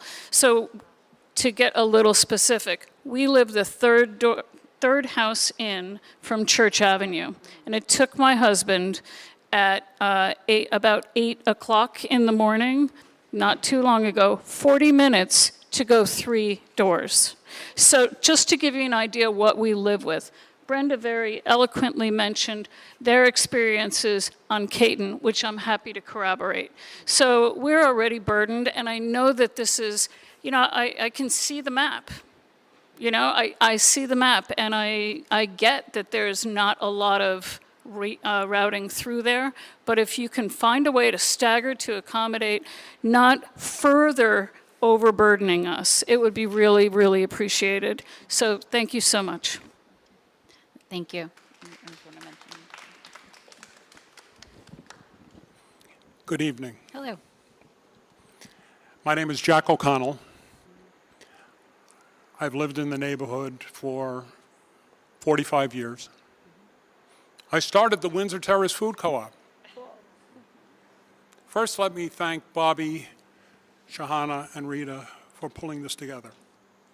You know, it's 8:20,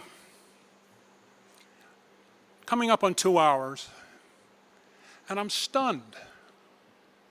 I'm stunned that 3 words haven't been mentioned. 3. Can you guess what those 3 words are? Hmm? No, no. Google and Waze. Google and Waze. I called them gizmos, my bad. She said that she called them gizmos. She didn't name the specific say the companies. word Google, yes. All these maps become irrelevant when you have a Google map in your truck or your car. Do you know what's happening right now? Google gets trucks and cars by the hundreds off of 10th and 11th Avenue from Prospect. And what do? They don't go down to another avenue. They go straight down to Sealy Street, which is a 2-way street with parking on both sides of the street, and they make a left turn on Sealy Street to get to Prospect Park Southwest.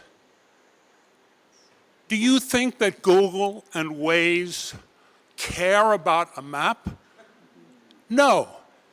They care about getting their transporters into places where there are no stop signs, where there are no stopping people from driving very fast. Oh, we have a speed bump. Yeah. You ought to live near the speed bump and see what that does.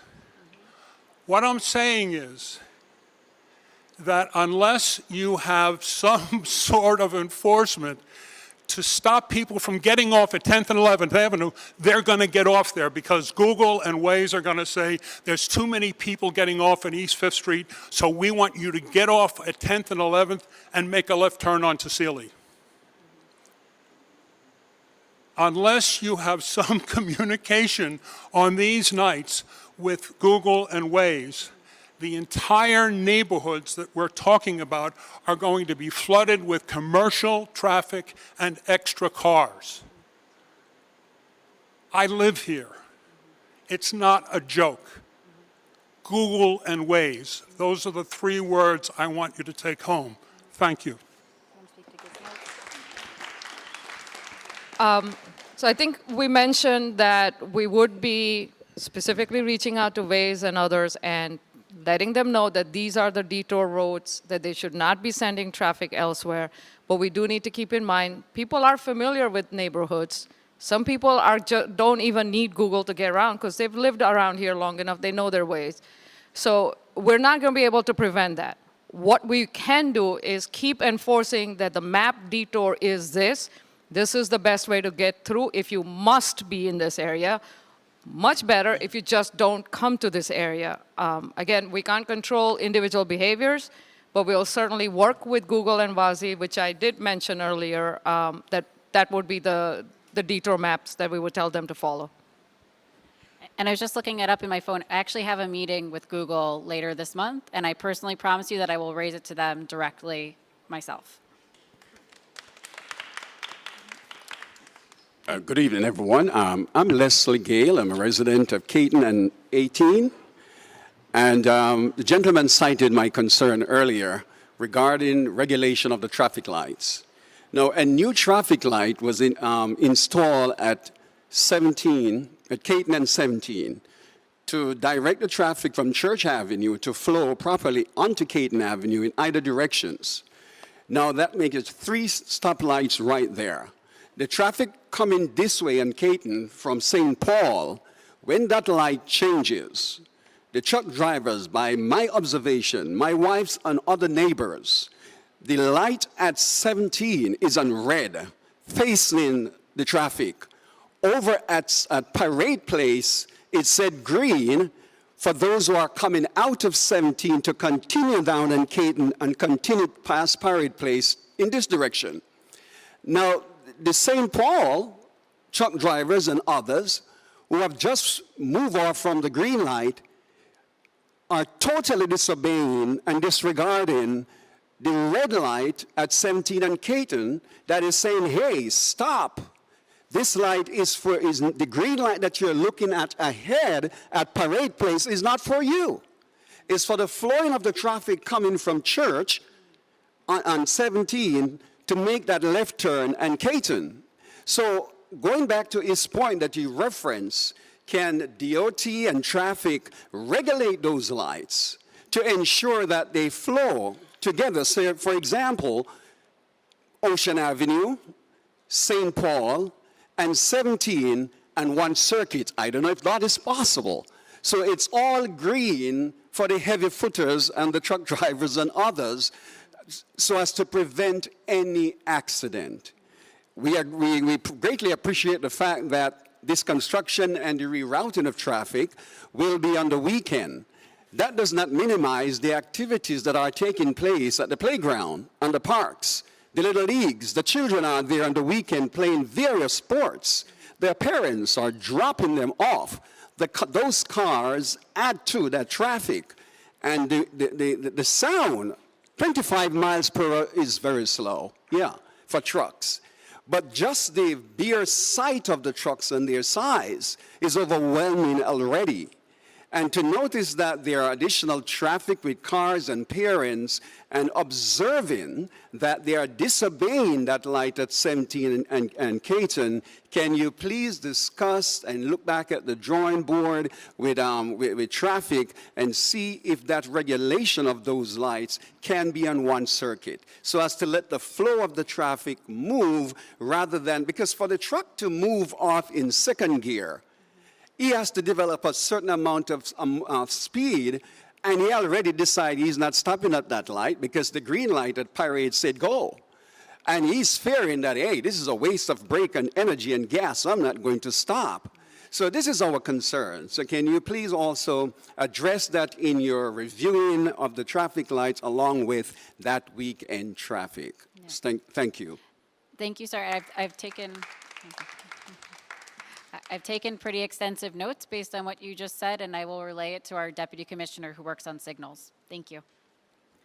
Sorry if this is a little bit of a pedantic question, but I'm looking at the truck routes on DOT's page, and it looks like Prospect Expressway is one, but East 5th isn't, and I think that that's part of why people are very confused about the level of truck traffic that goes down East 5th, and it's something that I am also very confused about when I bike in that area because it's very dangerous when you have large truck traffic there, and I guess just like if that is somehow a state-only thing, can we get that written onto the DOT page so that people can see it? Like, I think people expect there to be, expected probably when they were like picking where to live and so forth, that this was a safer place and it just would be easier to have the data in more places. Sorry. Yeah, that's something I wish Denise was here to explain better on how they do that mapping, but it seems like the freight route is only focused towards the local streets and it doesn't account for where it connects into a state route. So for some reason, none of the state routes show up on that freight map, even though they are state freight maps. And I don't quite get what the disconnect is, but it's something we can discuss. Yeah. It's a get off on 20. No, not East 5th Street. No, that exit connecting is all part of the... Trucks are directed to get off at 10th and 11th Avenue, and then go down Mcdonald. Sorry, you're saying it's yeah. So I think... Yeah, I mean, so that's part of the Route 27, which is why it's an automatic freight route. It's not identified separately as a freight route because it's part of Route 27. I've lived in this neighborhood my entire life. Yeah. No. I'm sorry, I can't hear you. I'm sorry, I can't hear you. I would love to hear what you're saying, but if you could come to the mic. There's a sign that says trucks cannot exit. That's what she said. Yeah. On East Fifth. Right. Okay, we'll have to take a look. I'm really sorry that our freight expert is not here tonight because she had a family emergency. I'm happy to connect her to any of you via email. If I have my card here, I would love to make that connection. I'm sorry I don't have that answer tonight. So I have a question because I've been, listening to everybody speak about Caton Avenue, and this is a one-way. Come a little closer. Thank you. This is a one-way detour, correct? And I've been hearing a lot about the Caton Avenue piece. Can't you make Caton Avenue one way during this detour? Make it one way. Move the B16, which barely ever shows up. Just move it, and make it one way. I'm sorry. Make what one way? Make Caton Avenue one way, and actually make it permanently one way. I can't speak to the permanent work. That is not part of my expertise, so I won't even opine on it. But that's something we can share with the traffic folks and the street planning folks. Specifically for this weekend, whether we can turn one way, we can look into it. We have to take into account, of course, what else is going on there.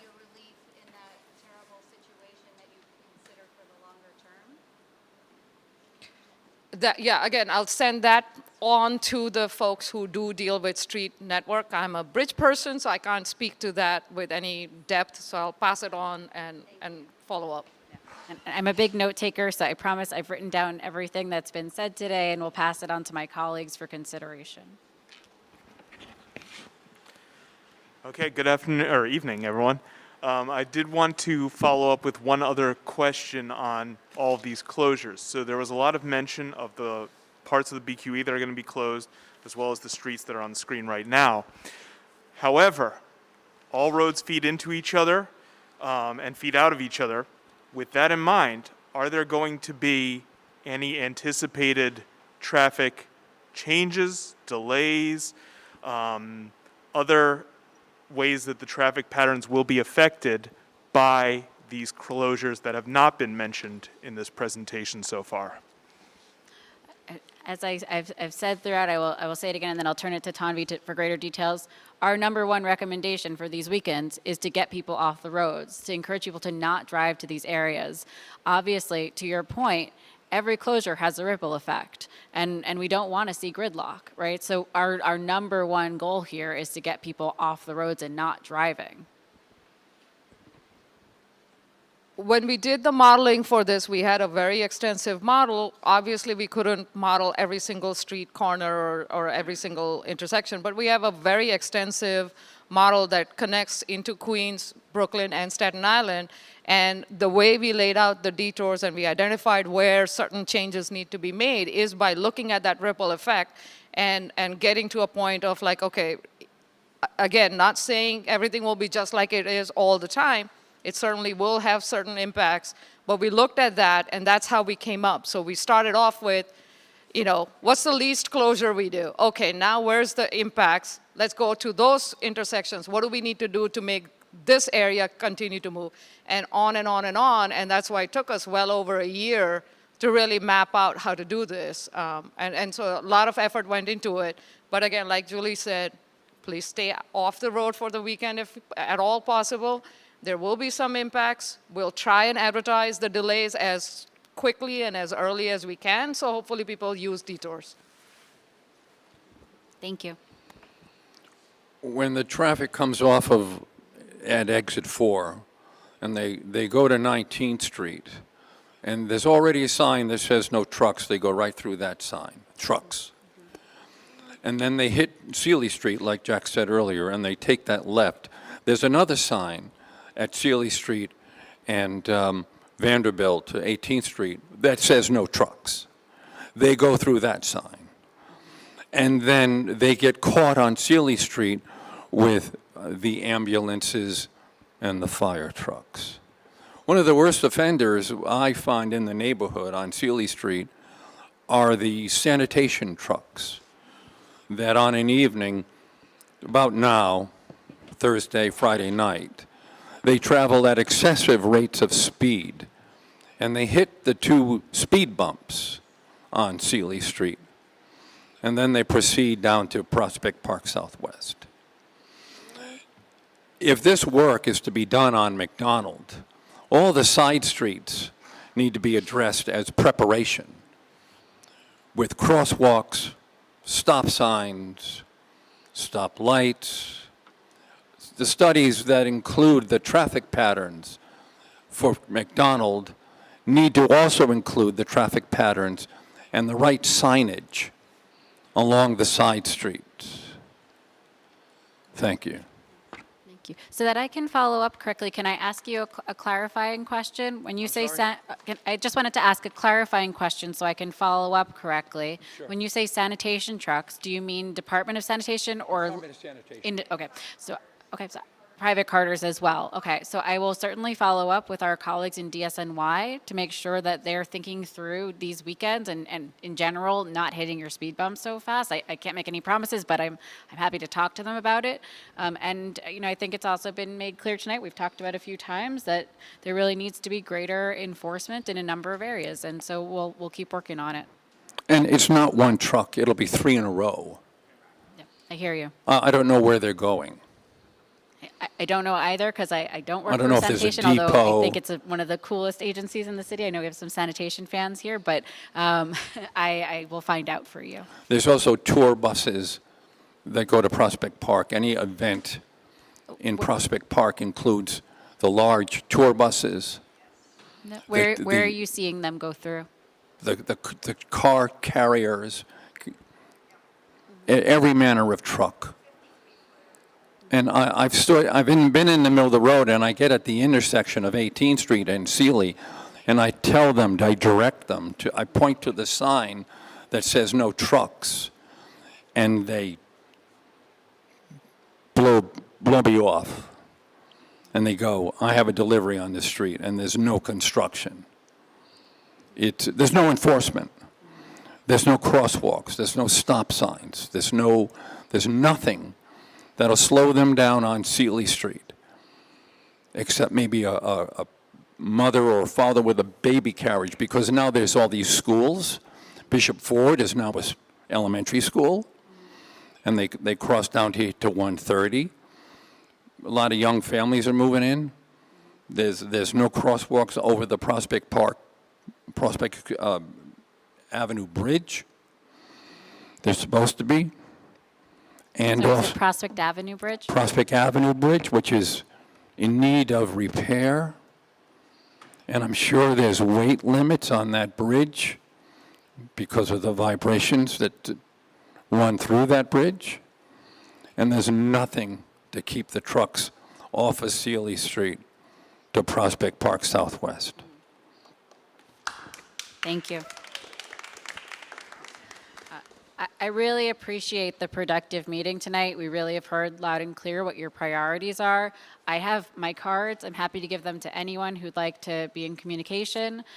We also have these question cards we mentioned. If you have further questions you want to pass along to us, I'll stick around for a little while afterwards if anyone wants to talk.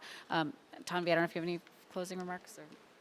We've been here a while, so I think we've said everything to say. But First I want to thank everyone who came out tonight to participate, and thank Councilmember Hanif and Councilmember Joseph for helping set this up, and DOT coming out. I would like to just say a few things that I learned from this.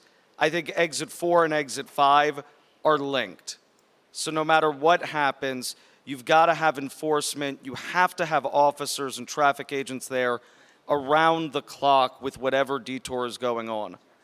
I also learned, I would take a second look at your traffic modeling. I'm no traffic engineer, but my guess is if anybody here who's ever gone to JFK or gone to Rockaway or Long Beach, no one in a private car is ever going to go down Caton Avenue, down Linden Boulevard to get to those. They're either going to go down Ocean Parkway or they're actually going to go the opposite way and go west on the Prospect Expressway and then get on the BQE and take the belt. And the reason I mention that is I really do fear that your modeling is really about trucks and box traffic. Because there's no way Google or Waze or anyone, if you're actually trying to get to JFK or Rockaway or Long Beach or somewhere on the southern state, that you would want to go down, even because you're not going north. You would never go to the triple cantilever. You would go a different way. So I really do fear what you're modeling for. The only reason why a passenger car coming from any of those points would want to get on to exit 4 or exit 5 and go towards Linden Boulevard is maybe if they were going to Shea Stadium or LaGuardia, and because they couldn't go north on the triple cantilever. So I would really ask you to look at those modelings and say, what cars do we actually think are going to go here? And I was talking to Councilmember Hanif while you were presenting, and I really do fear that your modeling is very rose-colored with 1,100 cars.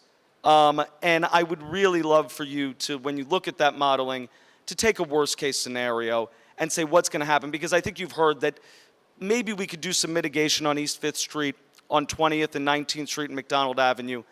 But anybody who lives adjacent to Caton Avenue knows that Caton Avenue does not move during the day at any point. So the idea that it can take more capacity is false. Now, I think people understand that we need to fix this highway. But I think we have to look at points all around the borough to make sure that all of us are bearing some of this burden. And I think that you've put a specific burden on the communities of Windsor Terrace, Kensington, and Prospect Park South. And I'd really hope that you'd look and keep engaging with these folks. As you can see, there are a ton of problems. But thank you for the presentation. I want to offer my colleagues any... Sure, Julie. I just want to make sure it's perfectly clear. You know, Tanvi walked through a number of detours for this project, and 3rd and 4th Avenue are the primary detours for most vehicles. This is sorry, and I just want to finish my point. This is specifically a detour for trucks who are going to this truck route, right? So that you are correct that this is not about passenger vehicles. 1,000 trucks, not... No. The count is correct. I gave you both numbers. The 1,000, I believe, is referencing all vehicles that generally... Right. So the numbers we said was 1,000 was all vehicles that could potentially end up, out of which the subset of trucks was a smaller number of I forget whatever it was. I mean, can you right. define a truck? I mean, is a box truck a truck? Is a UPS van a truck? I mean, or are we just talking about... We have several categories. I'll be happy to share with the whole breakdown if you like. That's not a problem. And again, to your point, what you were saying earlier, which was, why would anybody come this way if they were headed to LaGuardia? That's the reason why this count is lower, because we don't expect a ton of people to come here if they're headed that way. The few who end up there and then go, now what? Or Prospect is backed up, I don't want to go there, or whatever. We need to account for that, and we need to plan for that. We're not telling people to take this route, but we need to account for somebody who ends up there, and we anticipate some of them are going to end up here. That's what the modeling is telling us. Right. So there are multiple detours, and there is an element of personal choice, right? Someone might say, I hate driving on 3rd Avenue because there's a lot of sanitation trucks there. I would prefer to be on the Prospect. That is a personal choice someone will make, and that's what these numbers reflect. We have extensive modeling data that we pull from national, federal databases, as well as state and regional planning. So I can assure you that our modeling is very good. And again, we heard everyone tonight, I think, very clearly what your preferences are, and really take them to heart. Right. Thank you so much. This was very productive. I also learned a lot, and I have questions which I'll follow up about. Could you share the timeline in which you'll respond to the questions that weren't answered, or for folks who will reach out separately, just a timeline on how the questions that were raised and then the feedback raised, how will they and when will they get integrated? So I think we need to go back and have a better understanding here of what all of our units believe was the right choice here, but I think we've heard very loud and clear what the preference is. I don't know if you want to give a specific timeline? Yeah, it's hard to give specific timeline because obviously some things need a little more analysis, other things are a little more straightforward. So we'll probably have to break out the list of questions and say, okay, these were either, like we're talking about, whether we're coordinating with PD or sanitation department. Those we can get back to you sooner rather than later and let you know what we've done with them. Other things like looking at this adjoining streets and what else would we need if we decide to go with McDonald's. That's going to take a little bit of time, but obviously well in advance of the work actually happening. So this will be over the next few weeks that we will review. And we'll continue to get feedback. We have many more meetings like this coming up. So we'll keep absorbing, and then before the work happens, we will release sort of like, here's the update, here's where we're getting. If there's something that we need to go back and forth, obviously we'll reach out. And Tanvi, I think you said our contractor would be chosen by January, right? So we'll have a final plan over the winter, correct? Yeah. And anyone who sends me an email, I always respond very quickly. Thank you so much for tonight. This is very informative. I also learned a lot. You talked a lot about enforcement, and a lot of my constituents talked about that as well. And among the three of us sitting here, we share multiple precincts. We wanted to know how is that engagement going to happen with the precincts in terms of engagement?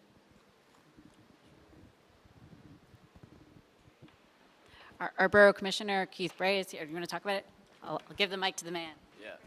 Thanks. So we'll be speaking to the COs and XOs of all the precincts, but actually, before tonight, I actually spoke to Brooklyn Borough South Command. So I'm actually speaking with them about this, and so that's going to coordinate all the precincts. So that's why that will avoid the precinct line problem that the Assemblyman was talking about before. Okay. Yeah. Any other final questions or comments? I really appreciate you all coming out tonight. I know it's late, and it really does help us do our work better. As I said, we work for you, so I really appreciate you taking the time to be here tonight.